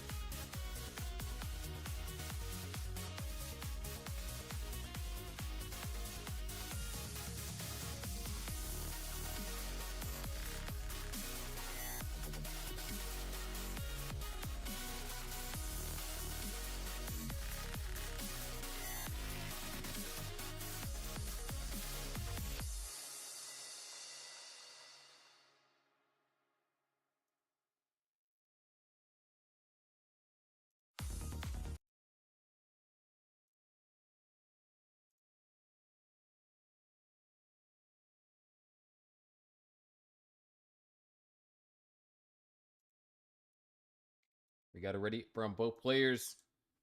We are 1 game away from sudden death, but let's see if Curie can be the one to change that. Let's go ahead and get them counted down. Here we go in 3, 2, 1. Tetris.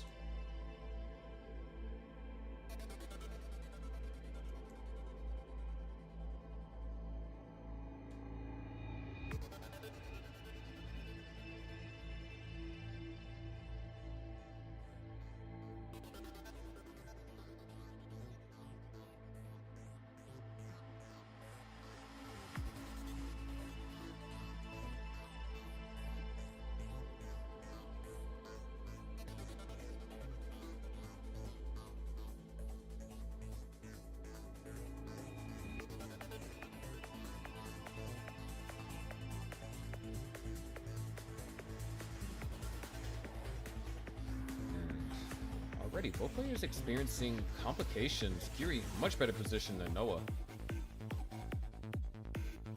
26-piece drought and counting. And Noah's actually able to find the Tetris there. Curie was not. As a matter of fact, Curie's in danger. No way, Curie actually goes aggressive for this. J piece dependent. Gets the I piece that's going to help a lot.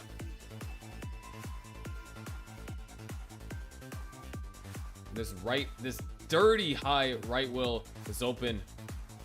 Tetris is not going to be scored out of that. But Curie's going to be alive. My gosh.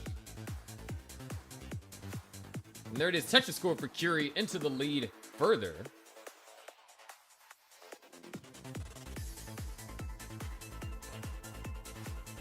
What a scary way to open up the game.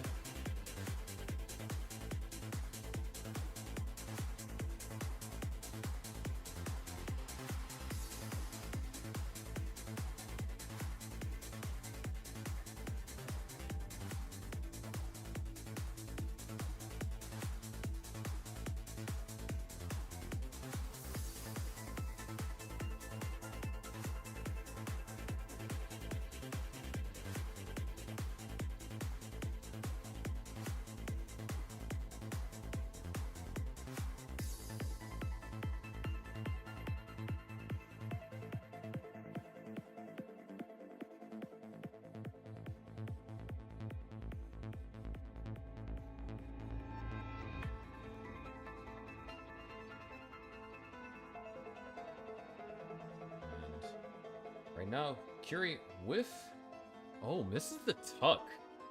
It's going to cause some issues. 266 for Noah. 224 for Curie.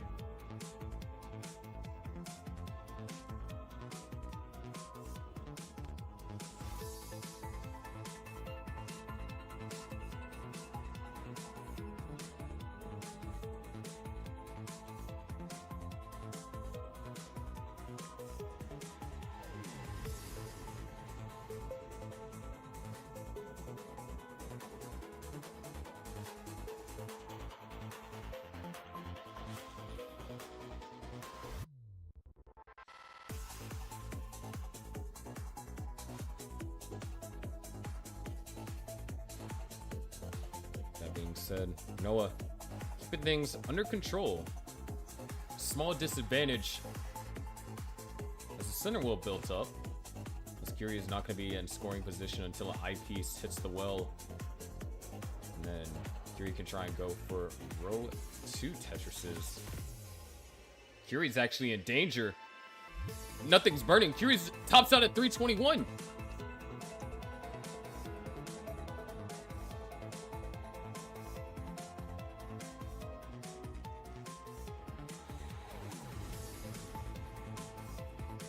If Noah completes this chase down, yeah, that Tetra's gonna do it. We're heading to a sudden death.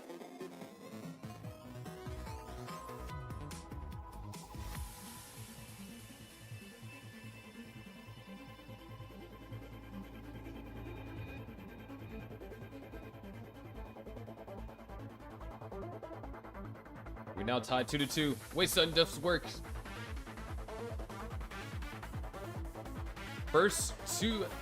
First team to 2 wins ends up taking the match.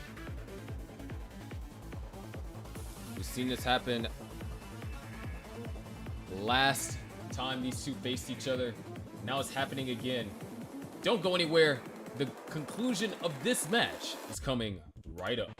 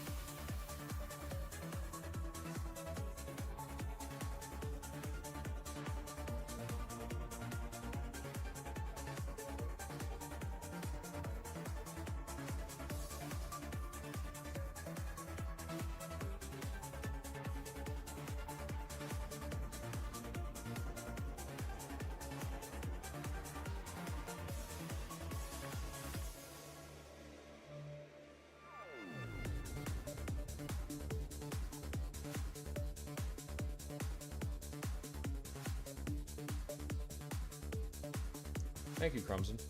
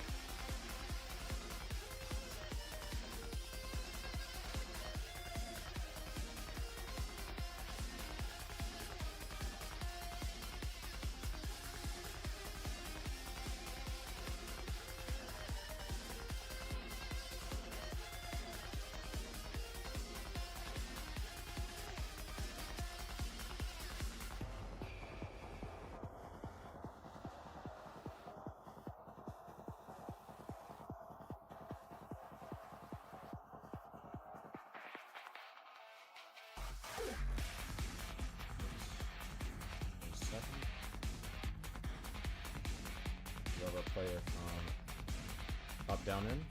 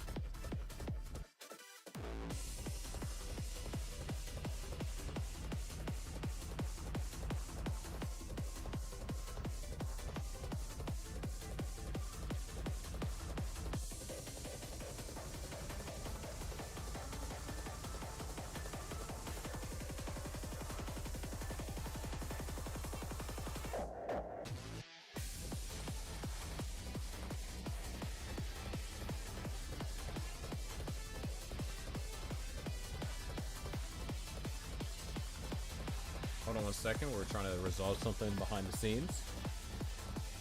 Oh yeah, Tetris Gauntlet website is,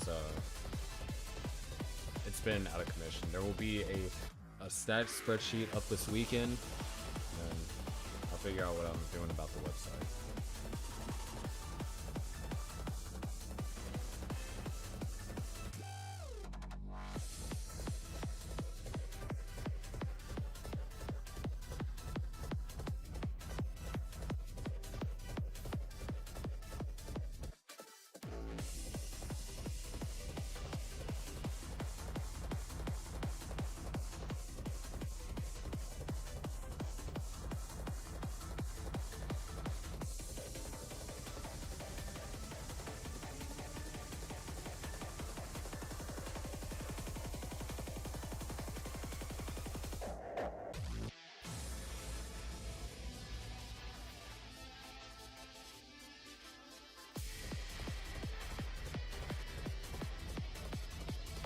Alright.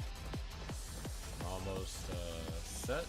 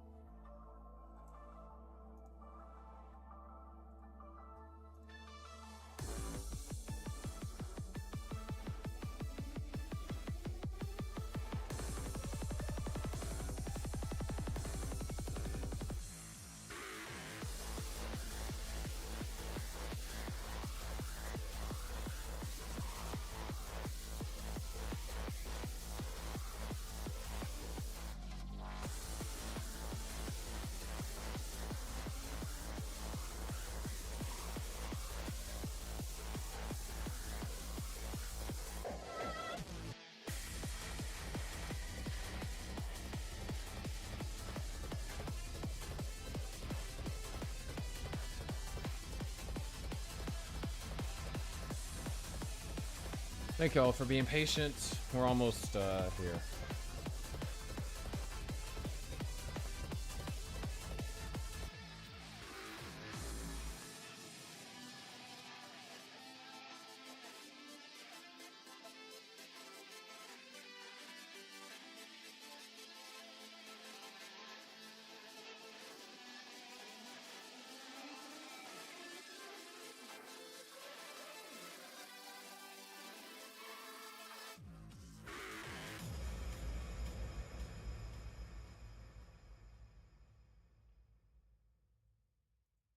heck, accidentally opened up Notion.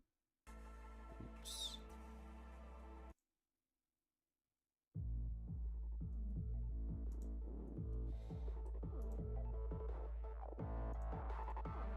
Oh, sure, I'm gonna have to postpone, send that to another day.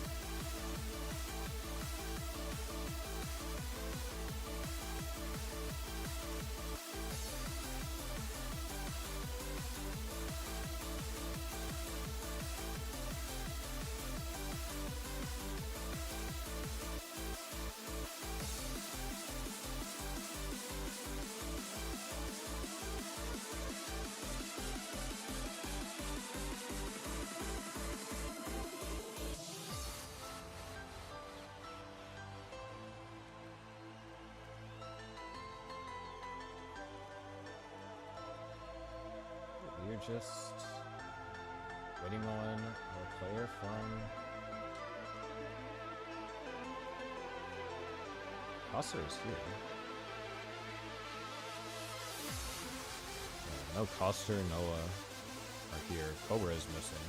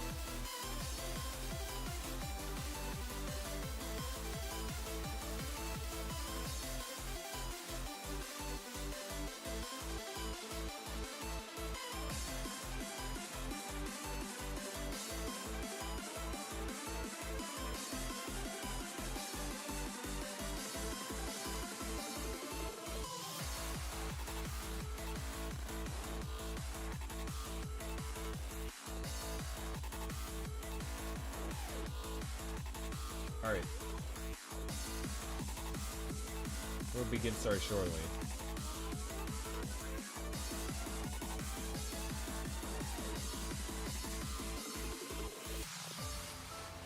Yeah, there is something that was happening on Stochastic squad side, but looks like it should be resolved.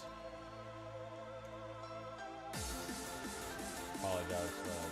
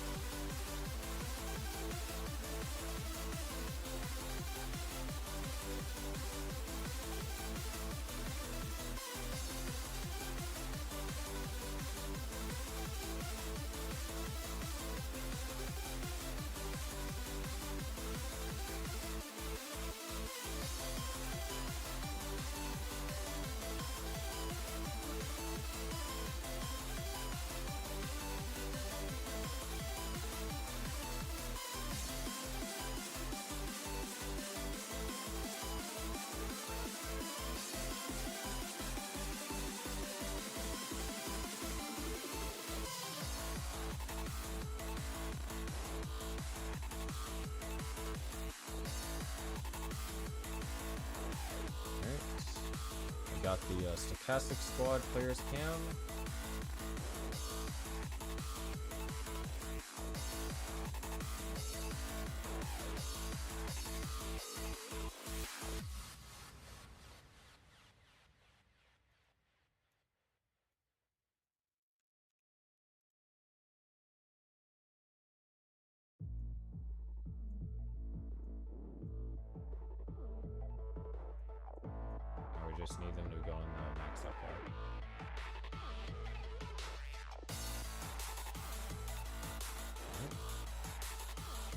There's no SPS and sudden death, so when both players are ready, we get this underway.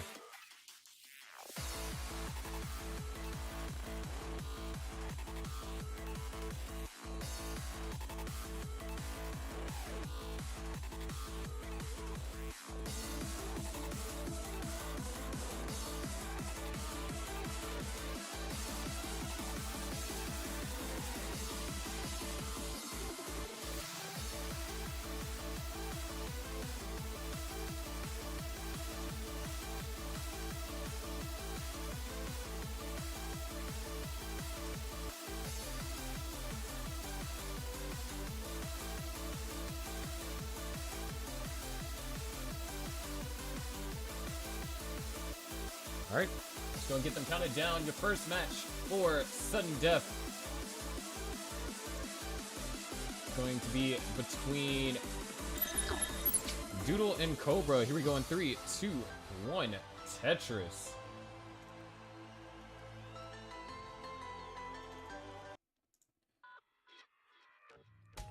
Way sudden death works is the first team to win the next, or to win 2 games.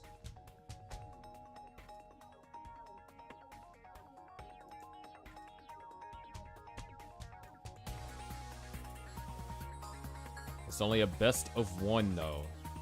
Early top outs are absolutely detrimental.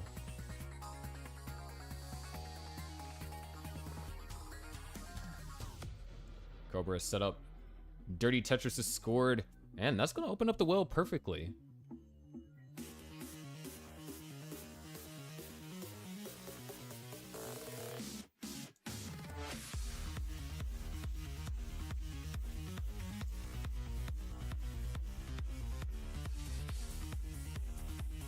Excuse me.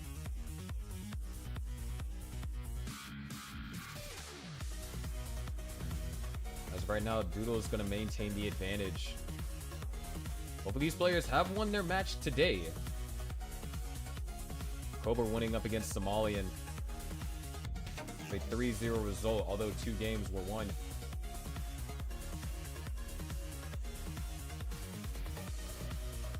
And Doodle winning up against Coster 3-0.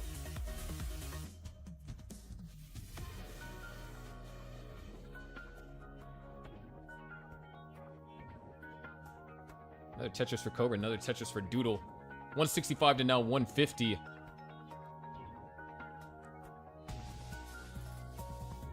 Cobra, left side, used a little bit of fixing, but it's set up for a dirty Tetris. Row 3, so fairly dirty.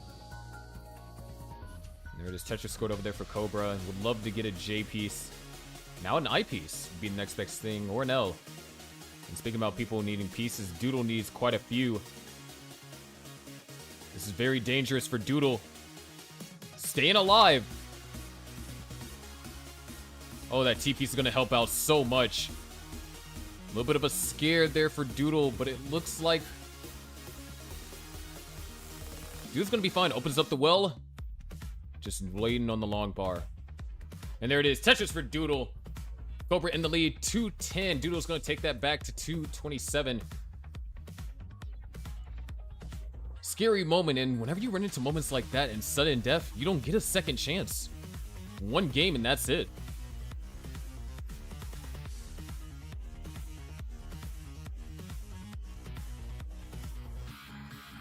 Tetris for Cobra, 239 now. Doodle at 252. Slightly ahead in lines. Was up high, burning. And a misdrop over there for Cobra. And no longer Tetris is going to be able to be scored for a couple of lines. So this is Doodle's opportunity to take the lead.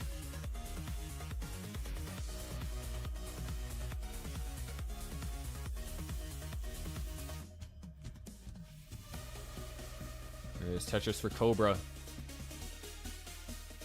In their last match between Stochastic Squad and Top Down, that had previously all fallen on Cobra in order to defeat Storm and Norman. And a nail-biter finish. Cobra just came just shy of being able to do so. That was with all the pressure on Cobra at that moment. Now he's leading in sudden death. Pressure's going to be on whoever plays second, and if we get to a third, whoever plays third. 316 now for Cobra, 368 for Doodle. And Doodle drawing up a pretty decent lead. Nothing crazy, nothing big. Only about a Tetris and a half. But has been doing a fantastic job to avoid having his board look a little bit sketchy. Pun intended. 394 to now 365.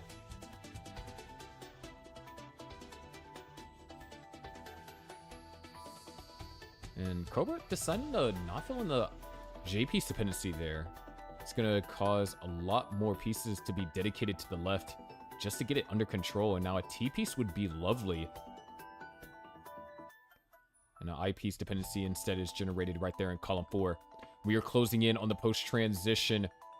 I-piece dependency filled for Cobra. J-piece dependency also filled. Doodle has amassed almost a 100,000 point lead. Following that, Tetris is going to cross 100,000 points. Nice adjustment over there for Cobra. Triple taken, and Tetris is scored. One line remains for, or one Tetris remains for both players, actually.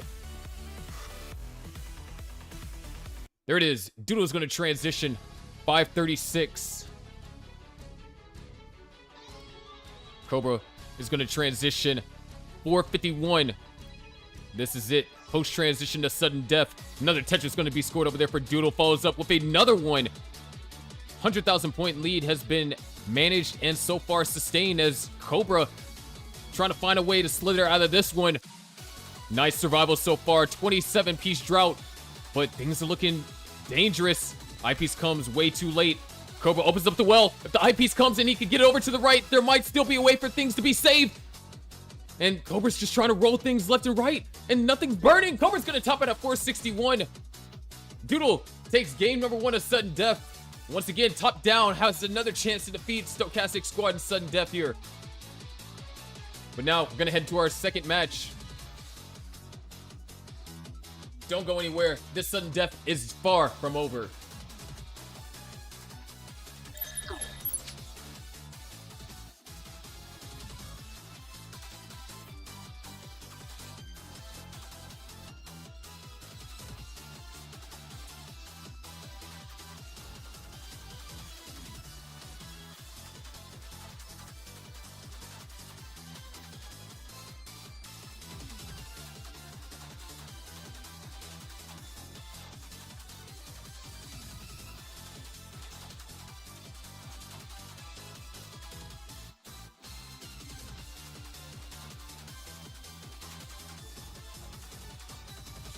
Both players are ready. We can get the second game underway. Reminder, there is no SPS in sudden death. At least during the regular season. During the playoffs, there'll be some interesting things we can do with that.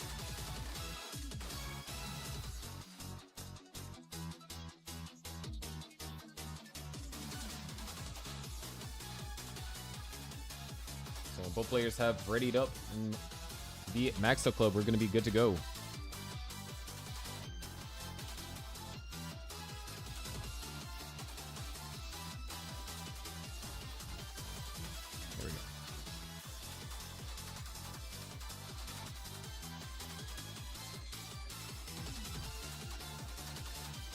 Right out the gate, we already have a sudden death.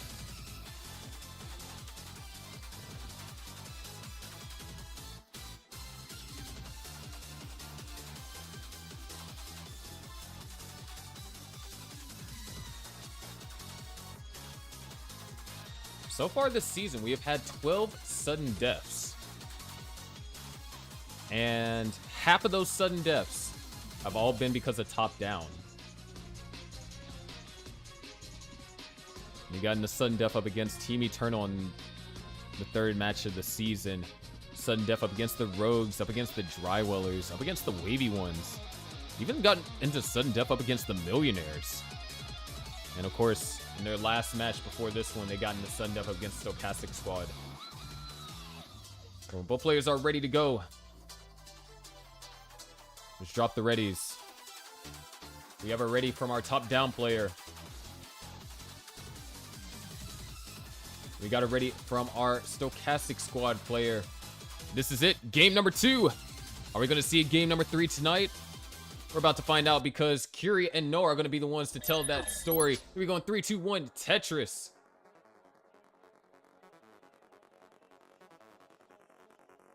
Don't worry about the camera. I'll fix that, I believe.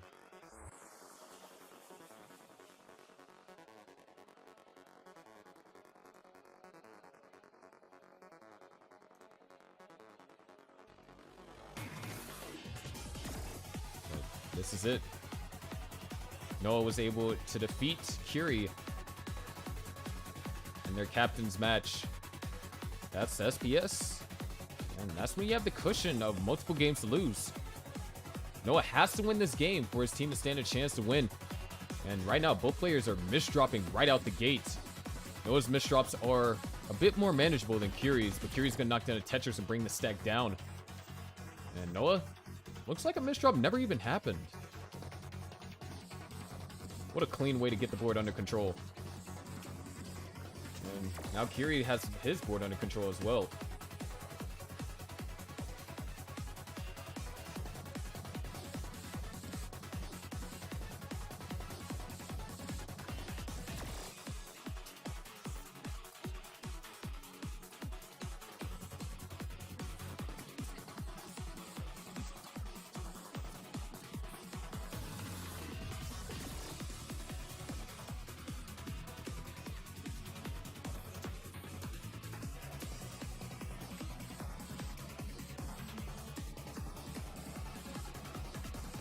Noah's in a little bit of danger.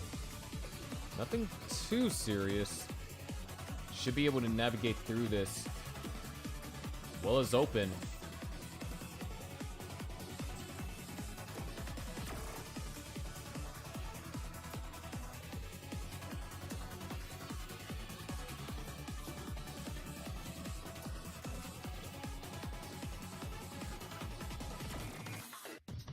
$159 for Noah, $234 for Curie. And Curie also quite behind in lines, which honestly that's a little bit bizarre because Noah did start slightly later than Curie. But that just goes to show when you're playing up that high and you burn those lines so fast, it's real easy for you to jump ahead in lines in front of your opponent. 280 for Curie, 205, scratch that, 228 for Noah.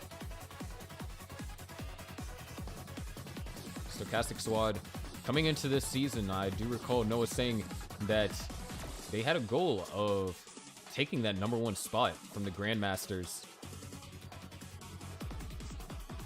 And if they were to lose this game here, it's not impossible. But you're already at a 3-game disadvantage, and losing this would mean you're at a 4-game disadvantage. So you'd have to hope on the Grandmasters losing 4 matches this season for a chance to take first.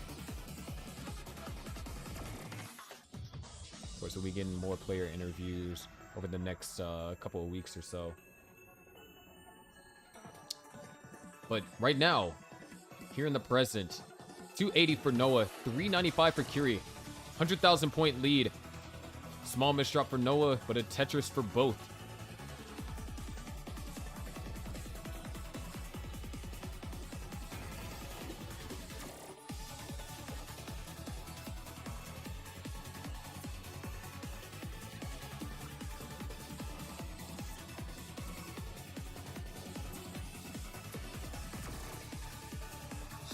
Clean plays.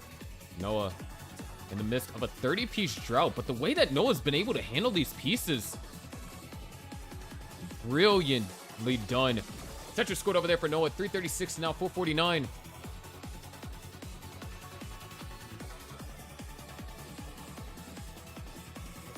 Curie, massive advantage here so far.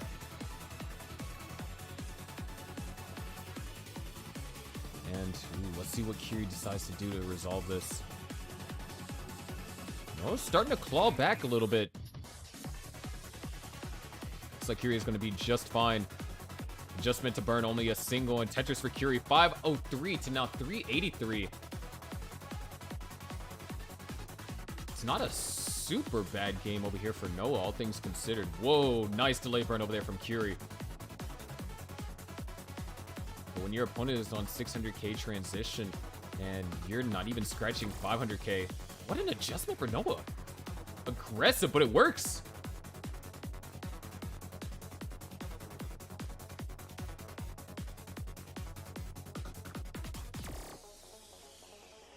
That being said, one more line left till the transition.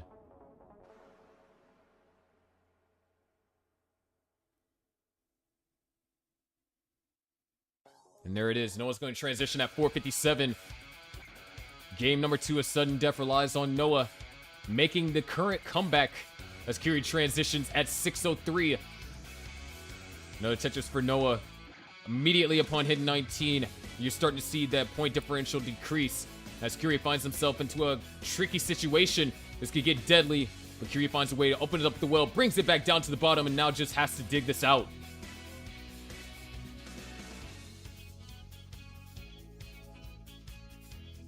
Noah, a couple of small adjustments. The lead has shrunk to only a 100,000 point deficit on his part, but Kiri's gonna knock down a Tetris, build it back up to a 125,000 point advantage for him.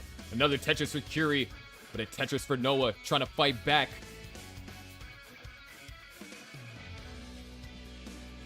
There was a game that Kiri needed to perform. This is that game. Noah's Tetris ready, knocks down a Tetris. 599 to now 717. Kiri J-piece dependent. Not Tetris ready, so couldn't use that long bar. Noah's starting to find a little bit of momentum. You're seeing consecutive Tetrises being knocked one after another, but Kiri's not one to back down. Another Tetris was scored for Kiri as Noah's waiting patiently for the long bar, sets up a delayed burn as a hold right there in the center of the stack and needs preferable pieces. Actually, wait, that's going to be perfect. Just needs one more piece to burn out. Another Tetris for Kiri, and now Noah's set up for one as well. Another Tetris scored for Noah, 689 to now 777. And Kiri definitely hitting a jackpot here. There's another Tetris over there for Kiri.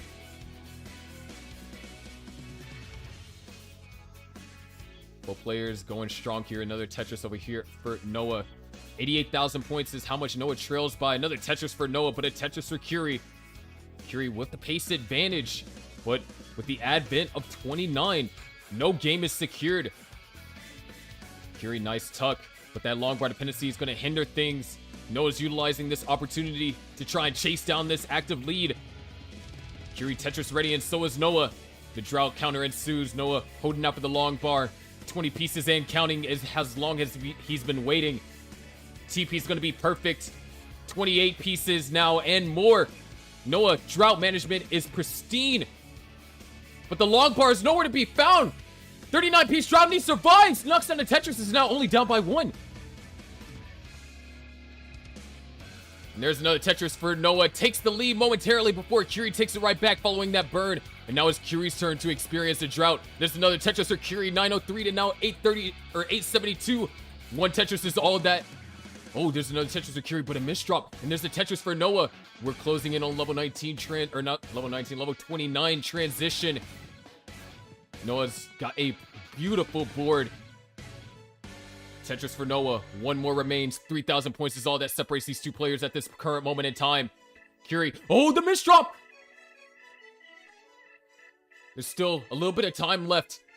Kiri not... Oh, wait. That eyepiece is going to work perfectly. Noah goes to 29 with that triple, taking the lead. Holding out for the long bar. Tetris is scored for Noah. Back into the lead. Kiri, only one Tetris worth of lines left to go.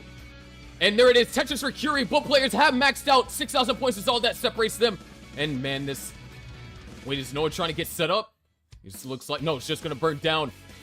400 points, even less than that at some points, is all that's being separated. Both players just burning back and forth. This is sudden death. This is a 29 battle of sudden death. And Kiri set up for a 30... Cinewa Tetris over there on level 30. But Noah might get set up for something. No, it's going to burn out. Level 31. Kiri has taken a 40,000 point lead. There is a line cap. 39 super kill screen is what these players are playing on. And, oh, things are getting complicated for Noah. Same for Kiri, but Noah's finding a way to bring it down. Noah, nice. Gets the piece all the way over to the left. Kiri gets the eyepiece, fills in the dependency. Bringing the stack down wisely. Still, 40,000 points is all that separates them. Noah trying to size Kiri up. Forcing him to make the first mistake and have a chase down of less than a Tetris at this point. But Kiri is enduring We are running out of time. Level 34 has been reached for both players. Noah's gonna for Tetris and takes the lead. And Curie's stack is getting up high. 5 taps are hit. Successful taps on the T-piece. Curie staying alive. 1,000 points is all that separates them. Curie not going to get set up for a Tetris just yet. Waiting for ideal pieces to go over the left. There it is. Tetris is scored and Curie is back in the lead. But oh no! Misdrops are cascading on top of each other. Curie, not sure how much longer he's going to be able to survive. That Tetris is going to be able to do it for Noah. And at 1.18, Noah forces a game 3, a sudden death. When all the pressure was on this dude, he managed to perform when it mattered the most. The post 29, after being neck and neck going into it. Once again, it comes down to a game 3 and sudden death here in this matchup. We have one more game, ladies and gentlemen. Don't go anywhere. You don't want to miss the conclusion.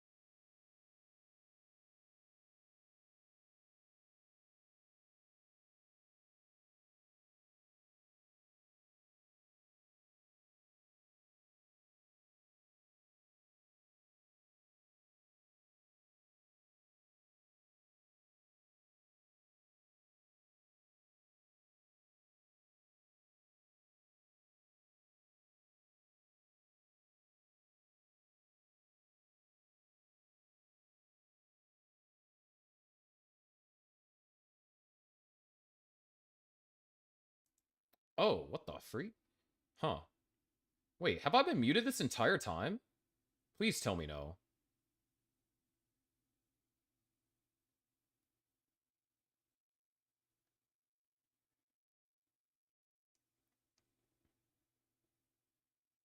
Wait, like, during commentary? Like, I've been muted?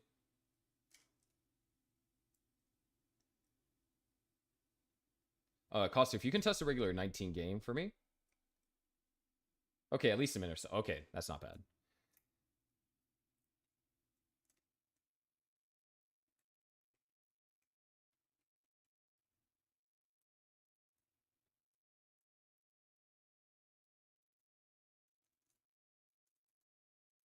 Okay, no wonder why freaking no wonder why Costa wasn't responding to me. He couldn't hear me.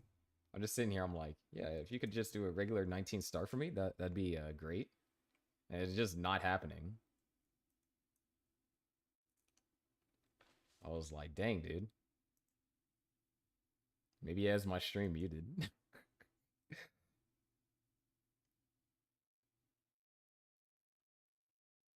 All right. When both players are ready, we're good to go for this final game of Sudden Death.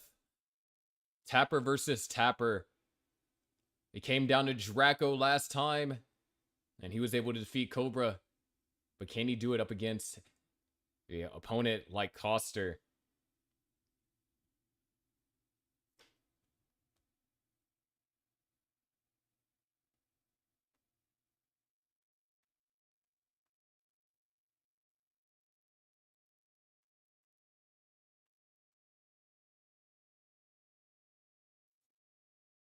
So when both players are ready, good to go.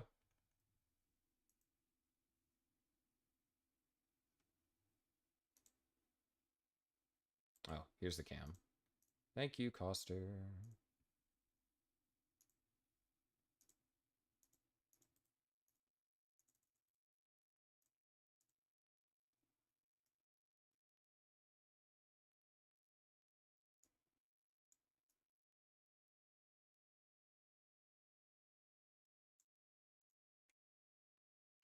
The Battle of the Blues. Unfortunately, I'm not going to be able to make Battle of the Blues a thing until playoffs. Unless Stochastic Squad top down or down to scrimmage for just a regular scrimmage one day.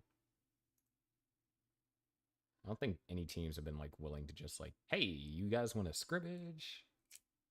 I haven't seen that done yet. But, ladies and gentlemen, it is time. Sudden Death, game number 3. Let's go ahead and get them counted down. Here we go in 3, 2, 1. Tetris.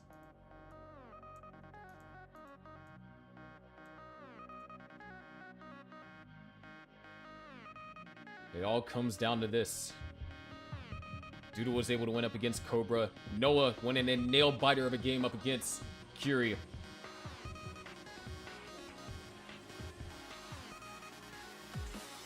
No perfect clear for Coster.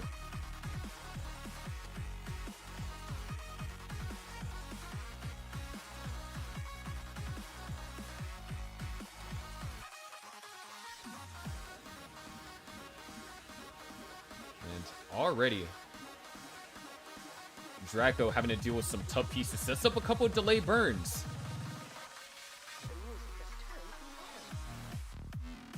$24-piece drought.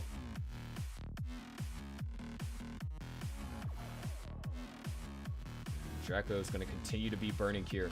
Coster, perfect opportunity to take the lead.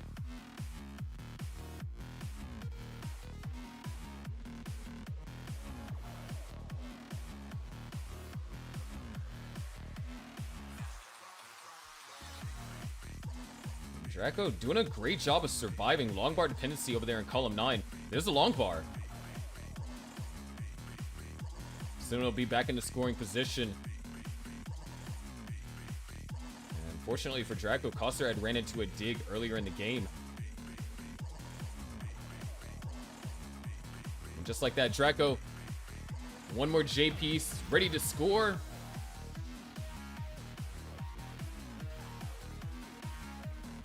waiting to score, and there it is. Tetris for Draco. And it looks like Draco's in a groove. Coster having to do some burning, actually. No, Tetris for Draco, closing the gap.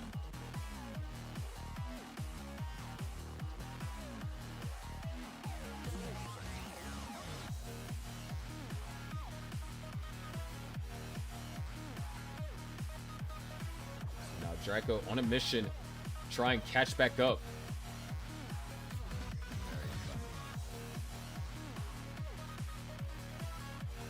There's Tetris for Draco.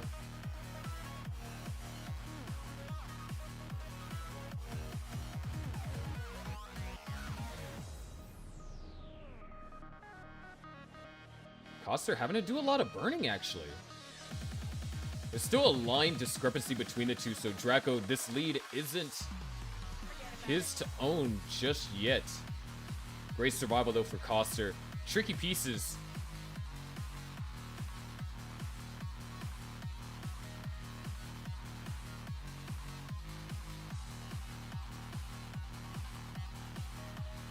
.282 to now 270. There is one thing to be said about these two teams coming back. They're ready to fight, especially top down. Came out swinging.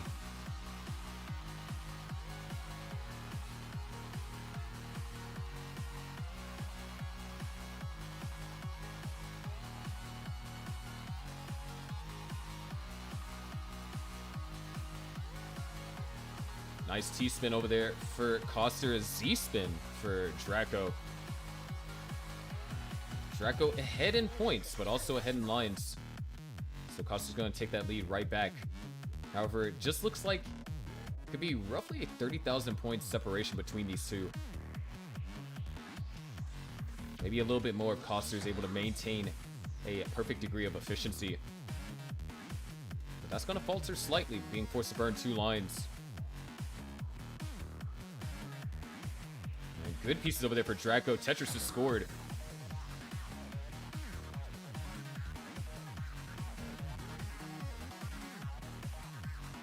Draco goes for the L overhang.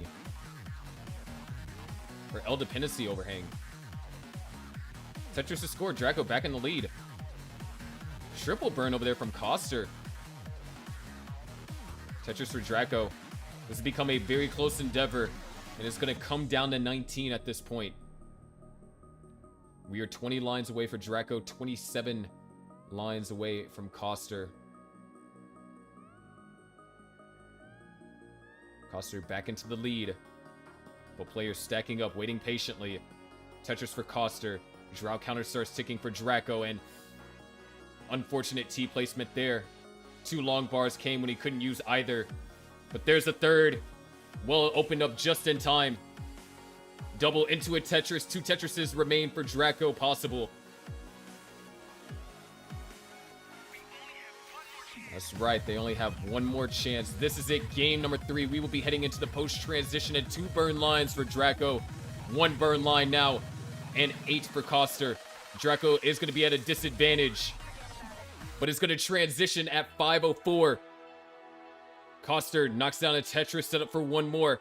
It's going to find that final Tetris, transitions at 5:63. Tetris for both Draco and Coster. 5:55 to now 5:88. Draco, level 20. Tetris ready. Left side looking cleanly built. Deciding to take the triple, playing it safe. This is sudden death. 1 game left. There is no do-overs. Coster. Ooh, things are getting complicated for Coster. Not able to score off that long bar. And actually wisely avoids setting up the long bar dependency. But this is a prime opportunity for Draco. Draco needs something for that left. Tetris ready now. Gonna take the safety burn. Tetris for Coster. Back in the scoring position. Draco down by 8,000, but we are tied in lines. That means, ladies and gentlemen, we are truly in neck-and-neck territory. Coster gets set up for a Tetris. Knocks down the Tetris. Draco having complications. Forced to do a huge amount of burning. Makes a small adjustment. Creates the long bar dependency. Immediately fills it in. Draco down by Tetris, but is Tetris ready? Tetris score for Draco, gonna go for the S-flat placement. Looking for good pieces, not finding them. Eyepiece would be great. Still not finding it, but hold on. That works just fine. Draco still down by 1 Tetris. Parity becoming an issue. Roughly timed square piece. Costa not in a position to score either, though. So Draco can find a way. No, those L's and J's. Poorly timed. Costa as well is open. Covers it right back up. Neither player been able to score over the past level or so. However, Costa opens up the well. Draco gets ready to get Tetris ready. And sets up another S-flat.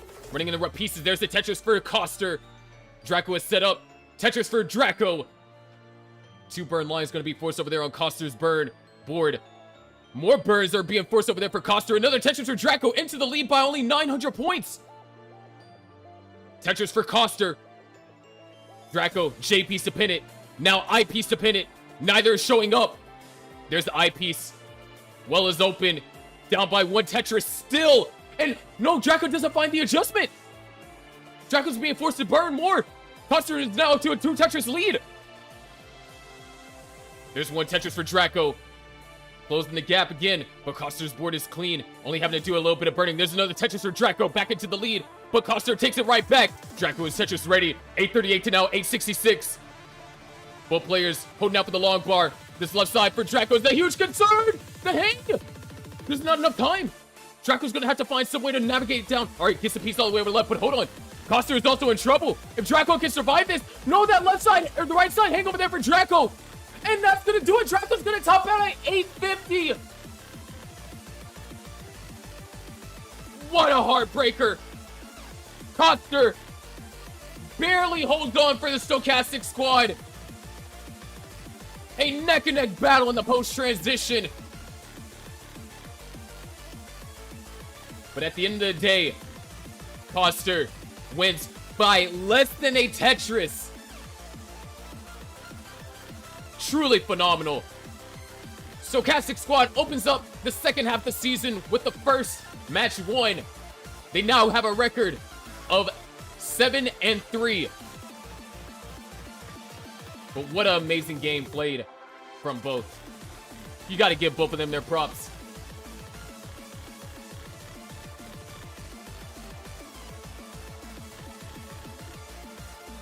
Top down still has a chance to make a turnaround this season. But excellently played. With that being said, ladies and gentlemen, that's going to do it for tonight's matchup. Stochastic squad triumphs over top down by the skin of their teeth.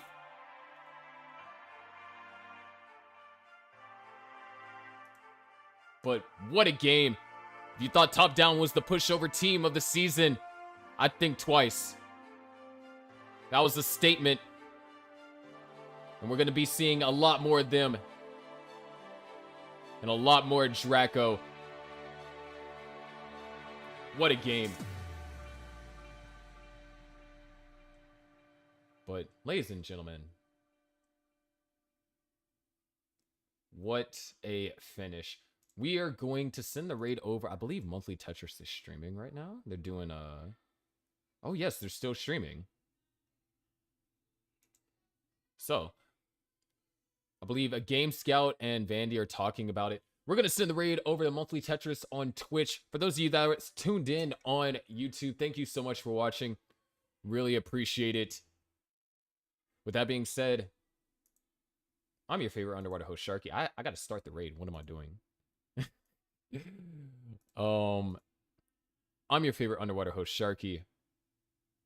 And I'll see you in the next match of Gauntlet Ascension.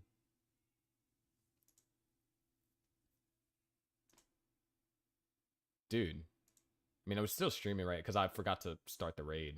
I know, right? I'm talking all this game. Before we go, thank you, I don't know how to pronounce that. Thank you so much for the follow. The Villa's back.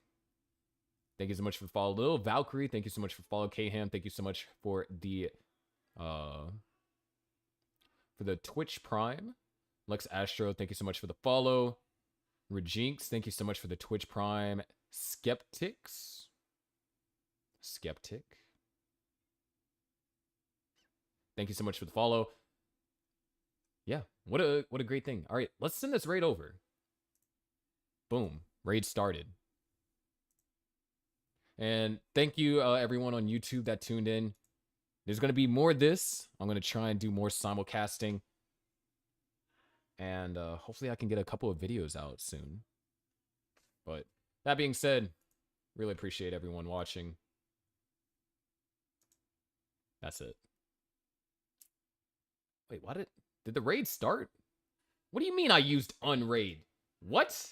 Bruh. Alright, look. Twitch is dumb sometimes. Alright. Now we raid.